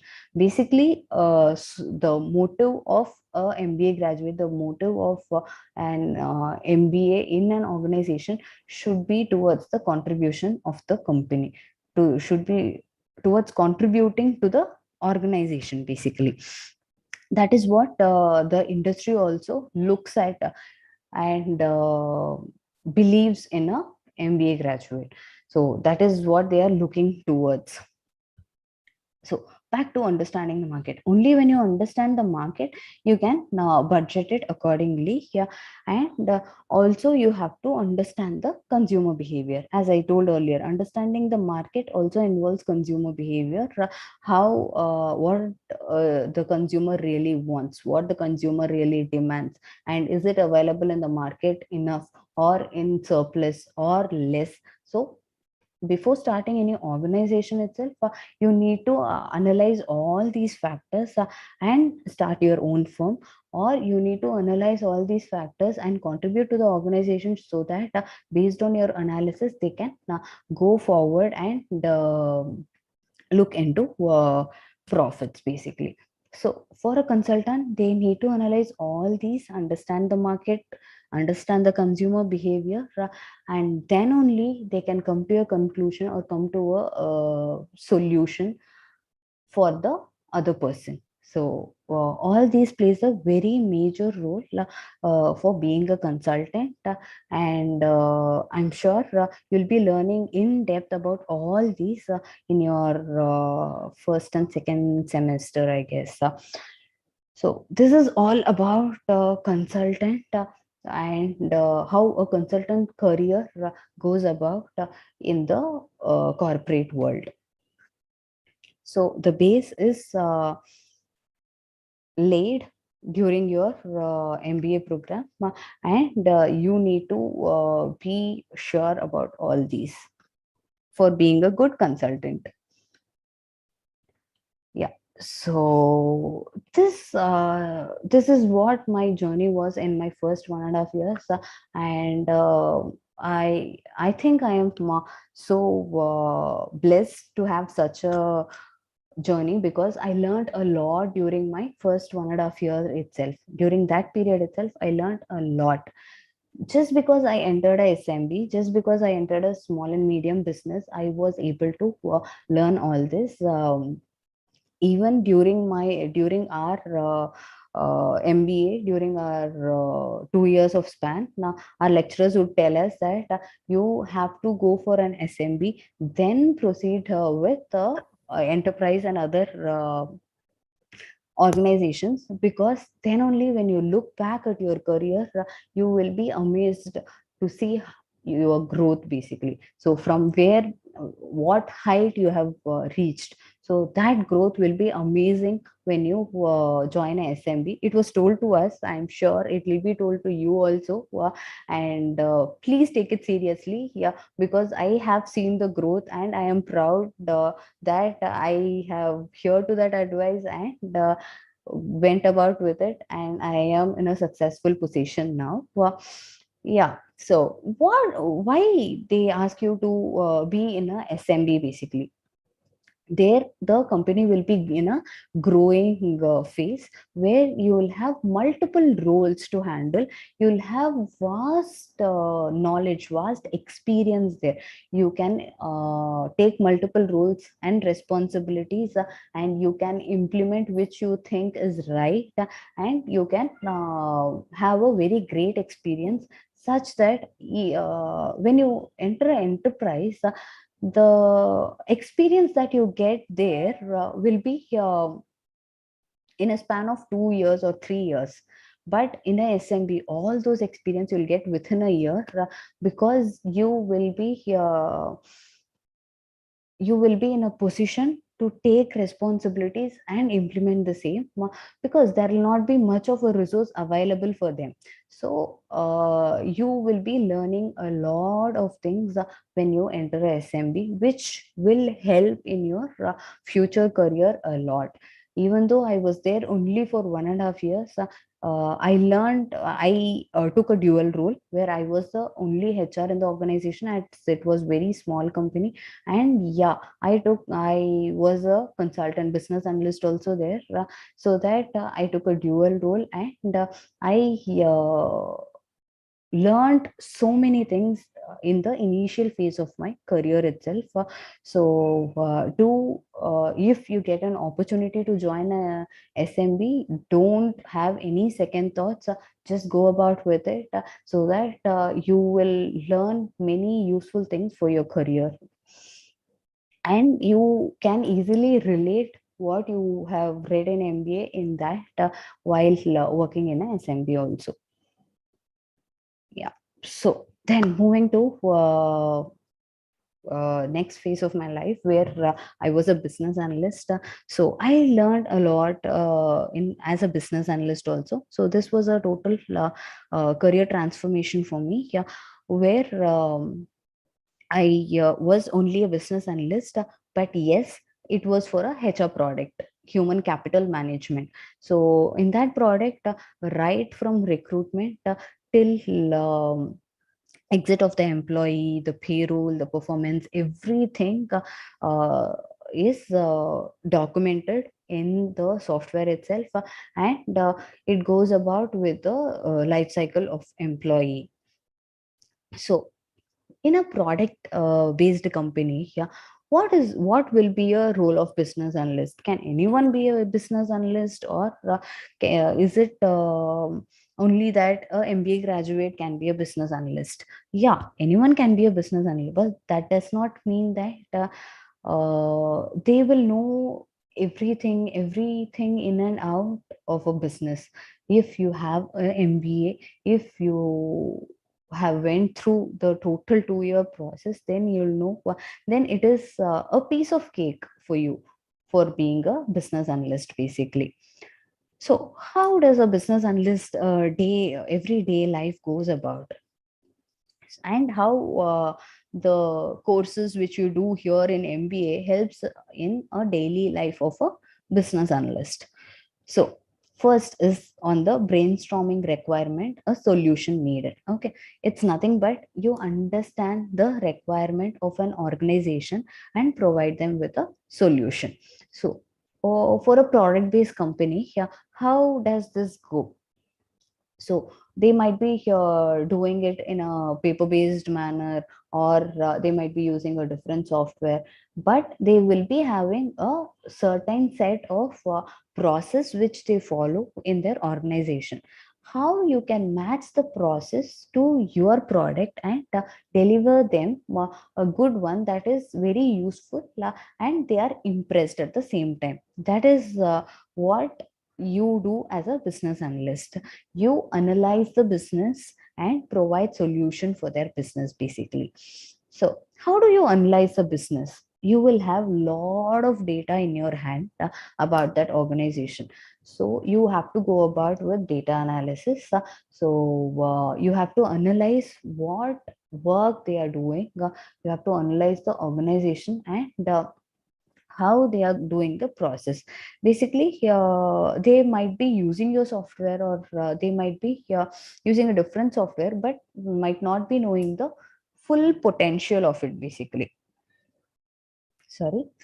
Yeah, they might not be knowing the full potential of it. So for that, you need to understand what is their usage, and you need to analyze their data, how much employees they have, how they are going about with it, and what exactly they are looking for in your in which you are offering, and then provide them with a correct and right solution, so that they don't bounce back. So that is one important factor for being a business analyst. So you will analyze the data and provide them with solutions. And you will be working alongside with the project managers. See, basically for a business analyst, you will be needing leadership qualities. You are the one who acts as a bridge between the customer and the employees and the deliver, who deliver the product. So the business analyst acts as a bridge between them. They they coordinate with the customer, and at the same time the technical person or whoever is delivering the product, and make sure that the product is up to date and is useful for the customer, basically. Because when it is not, then obviously there will be a downfall, and there will be loss for the organization, which in turn will affect each and everybody. So it is the business analyst responsibility, yeah, to ensure that you deliver the right things at the right time. So how do you go about doing that? So you do business, you do a lot of business research methodologies, and understand how to grow a business, and do so. How you can proceed with this is through information management. You will have a lot of information in your hand, which you will be analyzing for the future, and you will be providing them with a solution. As I just mentioned, gain an understanding of organization business process relevant to project goals. So the project management plays a major part for a business analyst, because they understand the project goals and deliver it the right way. So the organization business delivers the project in the right way here. So how can you deliver a project? So how will you go about doing that? That's where data modeling comes into picture. Data modeling will involve various things like requirement gathering, then building according to it, then gap analysis, solutioning, all these. So as a business analyst, my role in Ramco was to implement the software and to support the customer. So when you implement, first, as I told, you need to analyze the customer, you need to understand, and you have to provide them with the right solution. So what they are exactly looking for, that will be documented in requirement gathering. So you will gather all the requirements of the customer, and understand where the gap lies between the customer needs and your product. So that is again documented, and then you will be providing them with a solution, which will again be documented. So based on the solution, based on the document only, here the further proceedings will happen, and you will be responsible for delivering the end product to the customer. So this is how the life of a business analyst goes on a day-to-day life. So documentation is one major part which a business analyst is believed to have. Is believed to have. So they need to know how to document the requirement and other things. So documentation is most important phase for a business analyst. And you will be doing the project management. As I told earlier, you'll be acting as a bridge, and you'll be going about doing the project management. So all these plays a major role for being a business analyst, because it is not only about delivering what is there, but also analyzing how to go about analyzing the market, and contributing your inputs so that they can grow in the market. So that is the end result that a business analyst is expected to give. So it's not only about simply providing a solution. Okay, so it's just not only about providing a solution, but it's also about providing the right solution at the right time, so that the customer accepts your solution and go about with it. So this is a whole link between a business analyst and the different things you learn in your MBA. So after being a business analyst, as Aishwarya mentioned, I become a senior business analyst there, where you will be managing a team. So when it comes to team, business analyst is always considered to be a team player, because they need to interact with people, they need to convince the customer, and all those abilities are by default expected in a business analyst.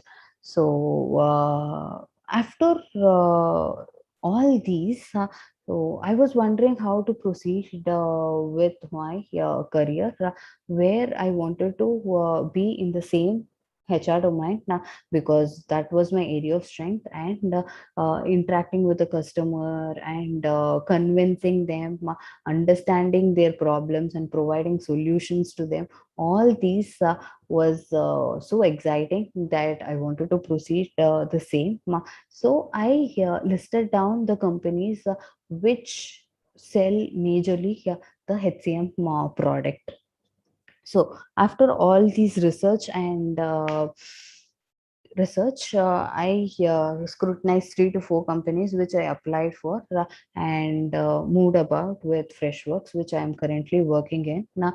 So that is how you can also go about while choosing your organization, whether you want to be in a healthcare field, or in IT field, or you want to be in a finance domain. Now list down what are all the top companies which you want to see yourself in now, and move about with it, because when you go for an interview, any interview you attend, as of now I have attended nearly 6 to 7 interviews totally. Yeah, so any interview you attend, one major question they'll ask you is, where do you see yourself in next 5 to 10 years? That's because only if you have a goal for yourself, only you can, when you make the right decision for yourself, you will be able to make decisions for the organization. You will be able to see the future of the organization, understand the future, and go about with it. That is a major thing which a recruiter will look into a MBA graduate, and the questions will be related to it only. Yeah.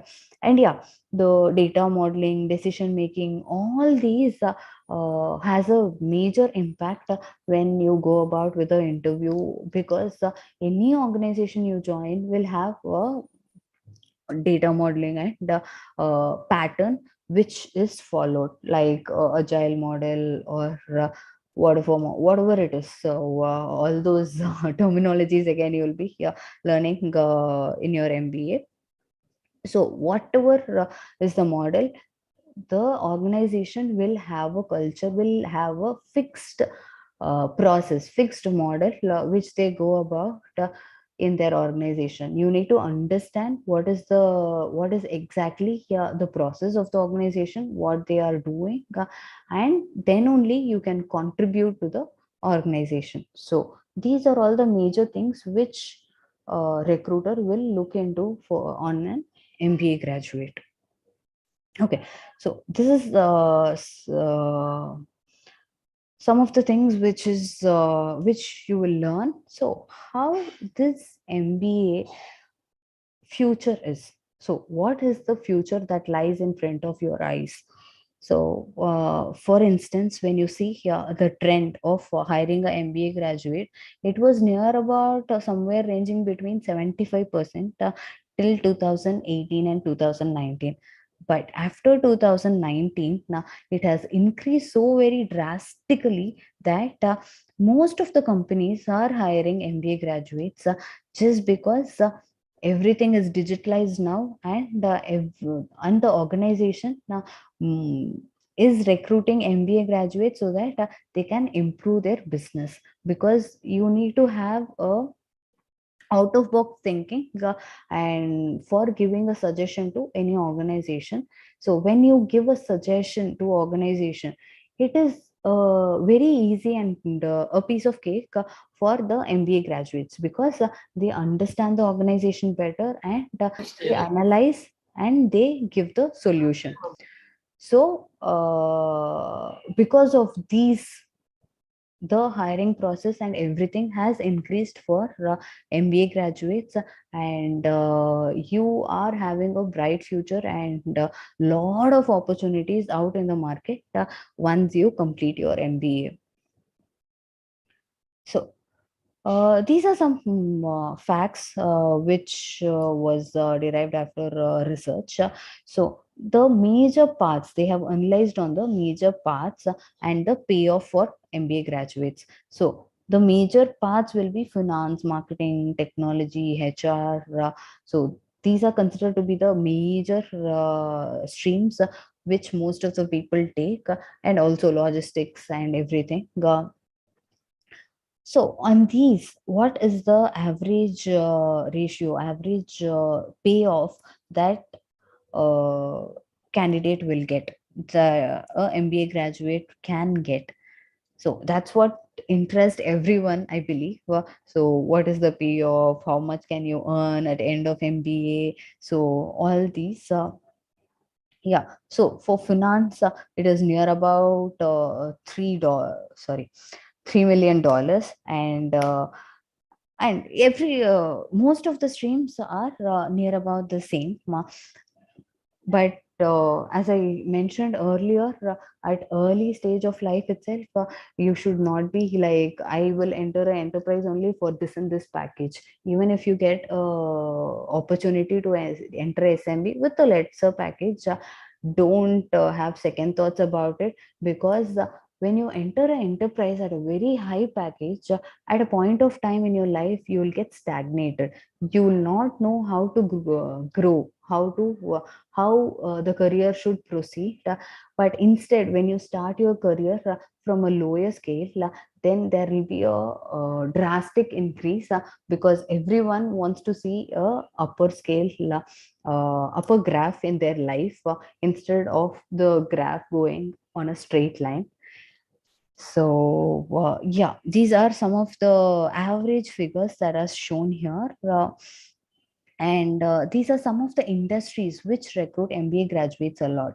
So on top of the list is the healthcare industry, yeah, where 90% of the graduate MBAs, like where 90% of the employees are business graduates. And next comes the product and services, like the SaaS company, yeah, like Zoho or ChargeBee, Freshworks, everything. They're all SaaS companies where they are service based. They provide service to customers. So that product and service based company, yeah, stands second, and technology and yeah, consulting and other industries follow. So looking at this, you can have an idea of where you want to be here after 2 years, like which industry you want to enter, which will suit you most. So all those you can now have an idea seeing this. Sorry. Yeah, and this is one of my favorites, because this is the overall summary of post in MBA actually. Yeah. So what are the top 3 qualities that is looked in the market for an MBA graduate? So the topmost is strategic thinking, versatility, and your communication skills. These 3 are most important when you attend interviews, or what a recruiter looks in a MBA, in a business graduate, basically. Yeah. So Yeah, while speaking about communication skills, while we were doing our MBAs, we used to have a lot of presentations, lot of places where you need to talk and give presentations and all. And we used to take it very light and used to go about with it. But what I would tell you is, don't take it light, take it serious, because MBA is the place where you can make mistakes. They are all your people where you can talk and open up, so that you can make mistakes, learn from it. So keep these 2 years for as a learning phase, where you can make mistakes. Because when you enter a organization, when you enter corporate, each and every time you give a demo, each and every time you speak, you should always be correct. You can't afford to make any mistakes in a organization. So to scale up to that level, to be perfect, do mistakes in MBA. This is a platform where you can make mistakes and learn from it, and grow about.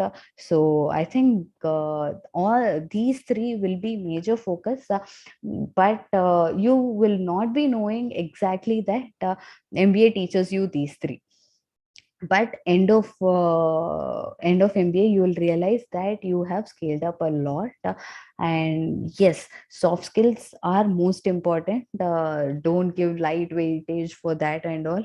I'm pretty sure everybody will go for with the papers, and you'll be here learning, putting most of your time in those. But yeah, soft skills also plays a major role. So also focus on it, because you might have hard skills, you might have the knowledge, you might be a hard worker, but without soft skills, you can't tell what you do in the organization. So without soft skills are basically required in all the careers to make your hard skills valuable, basically. So yeah, develop your soft skills, and concentrate on it. And these are the big three industries where MBA hire. One is the consulting firm, next is finance.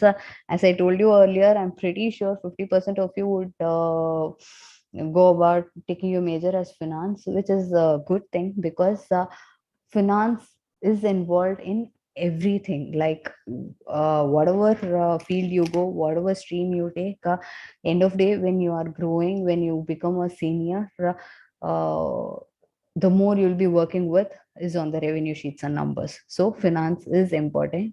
So finance is one of the major industries which hire MBA. And the technology industries, all these three industries hire MBA a lot, which means only, it's not that only these three industries hire, but these are the main industries who hire MBA graduates on a higher scale. So you can even prefer any other stream, any other industry, yeah, according to your wish. But these are some focal points where you can focus your career on, focus your future path.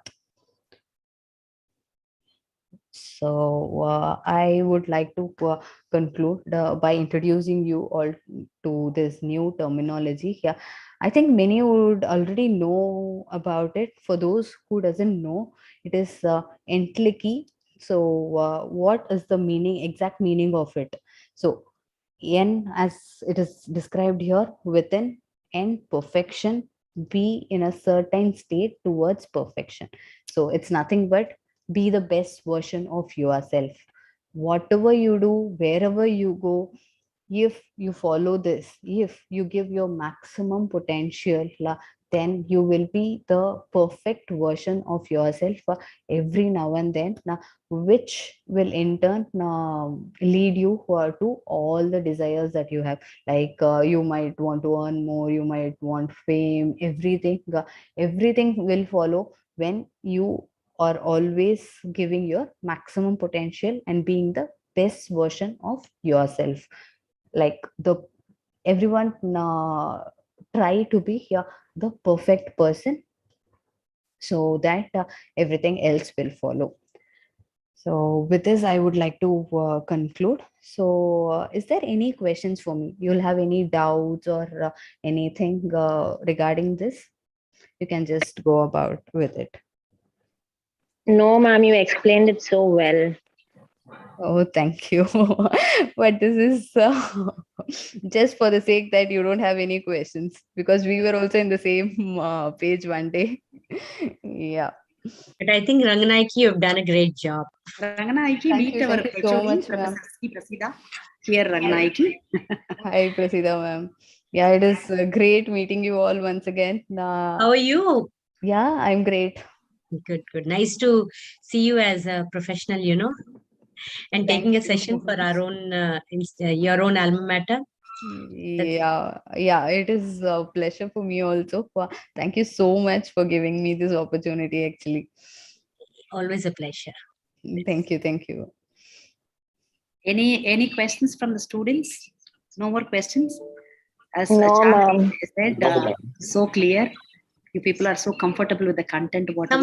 Someone was actually initiating some question. Just a minute. Someone wanted to ask a question, I think.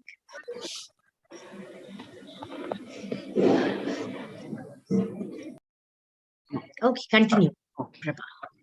Okay, now I call upon Ms. Aishwarya to deliver a vote of thanks for this session, for the guest for the session.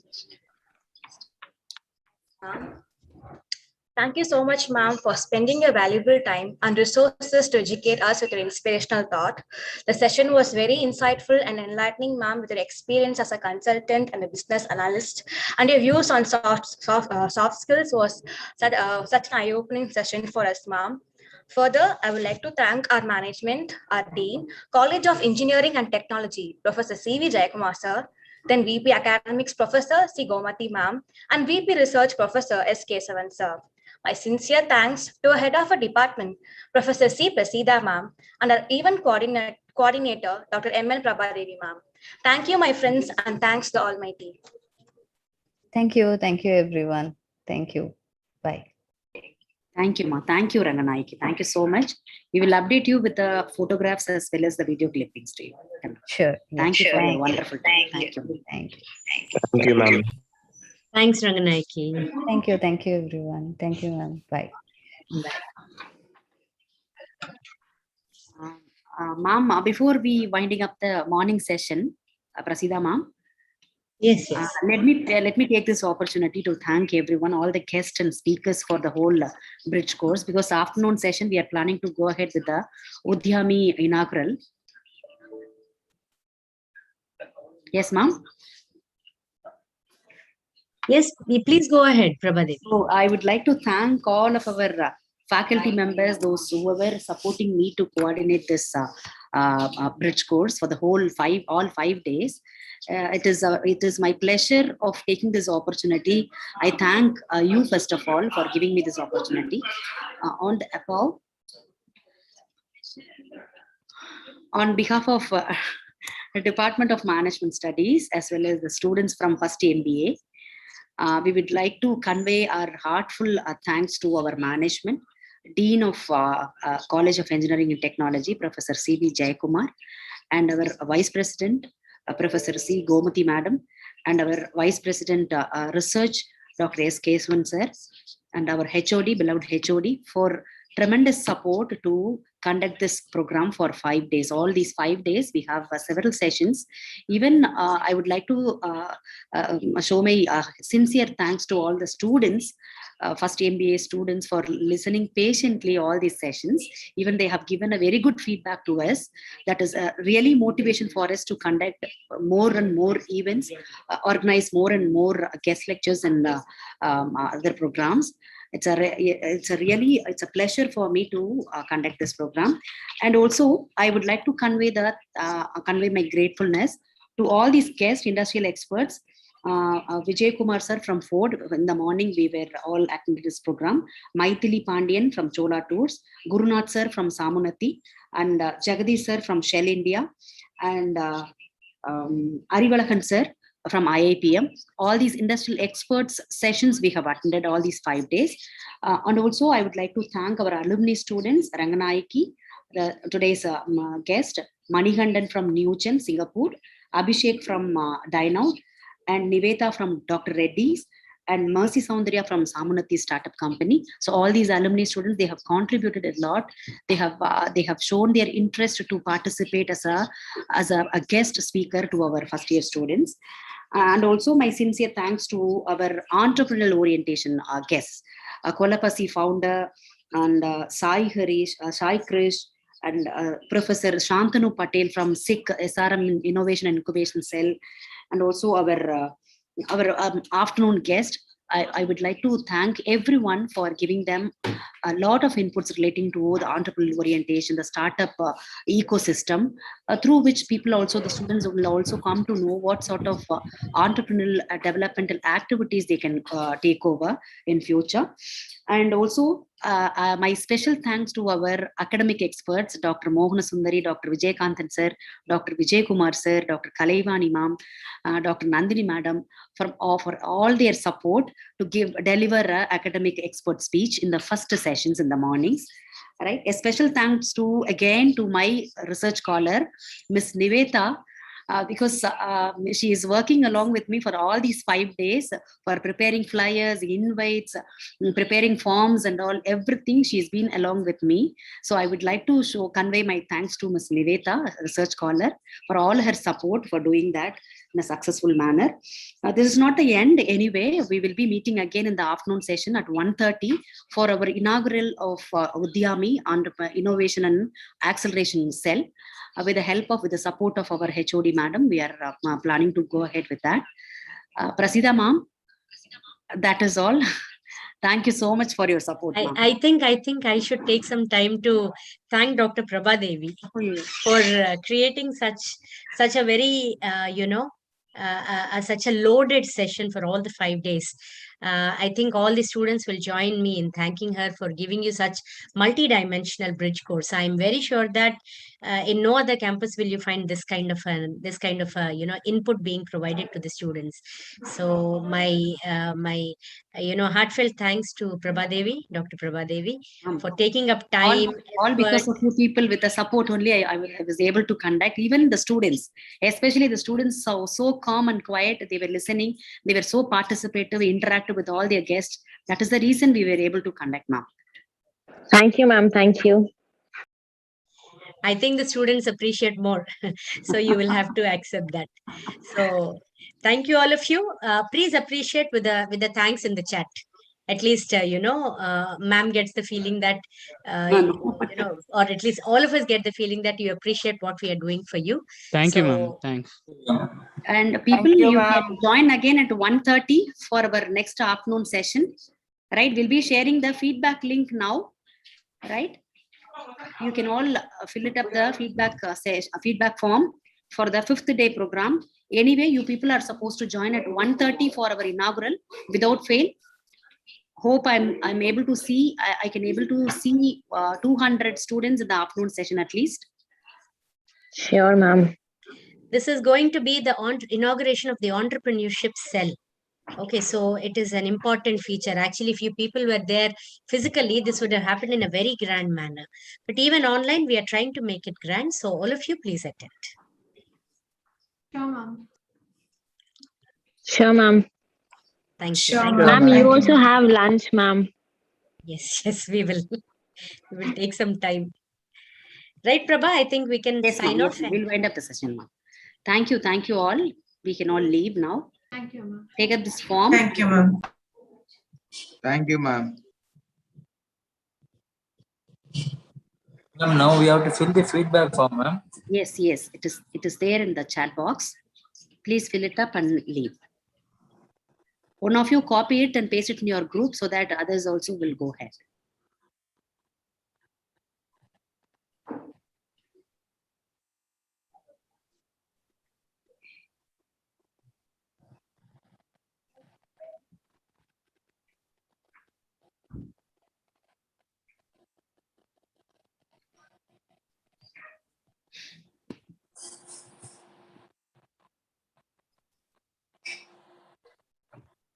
குரூப்ல post பண்ணிட்டாங்களா?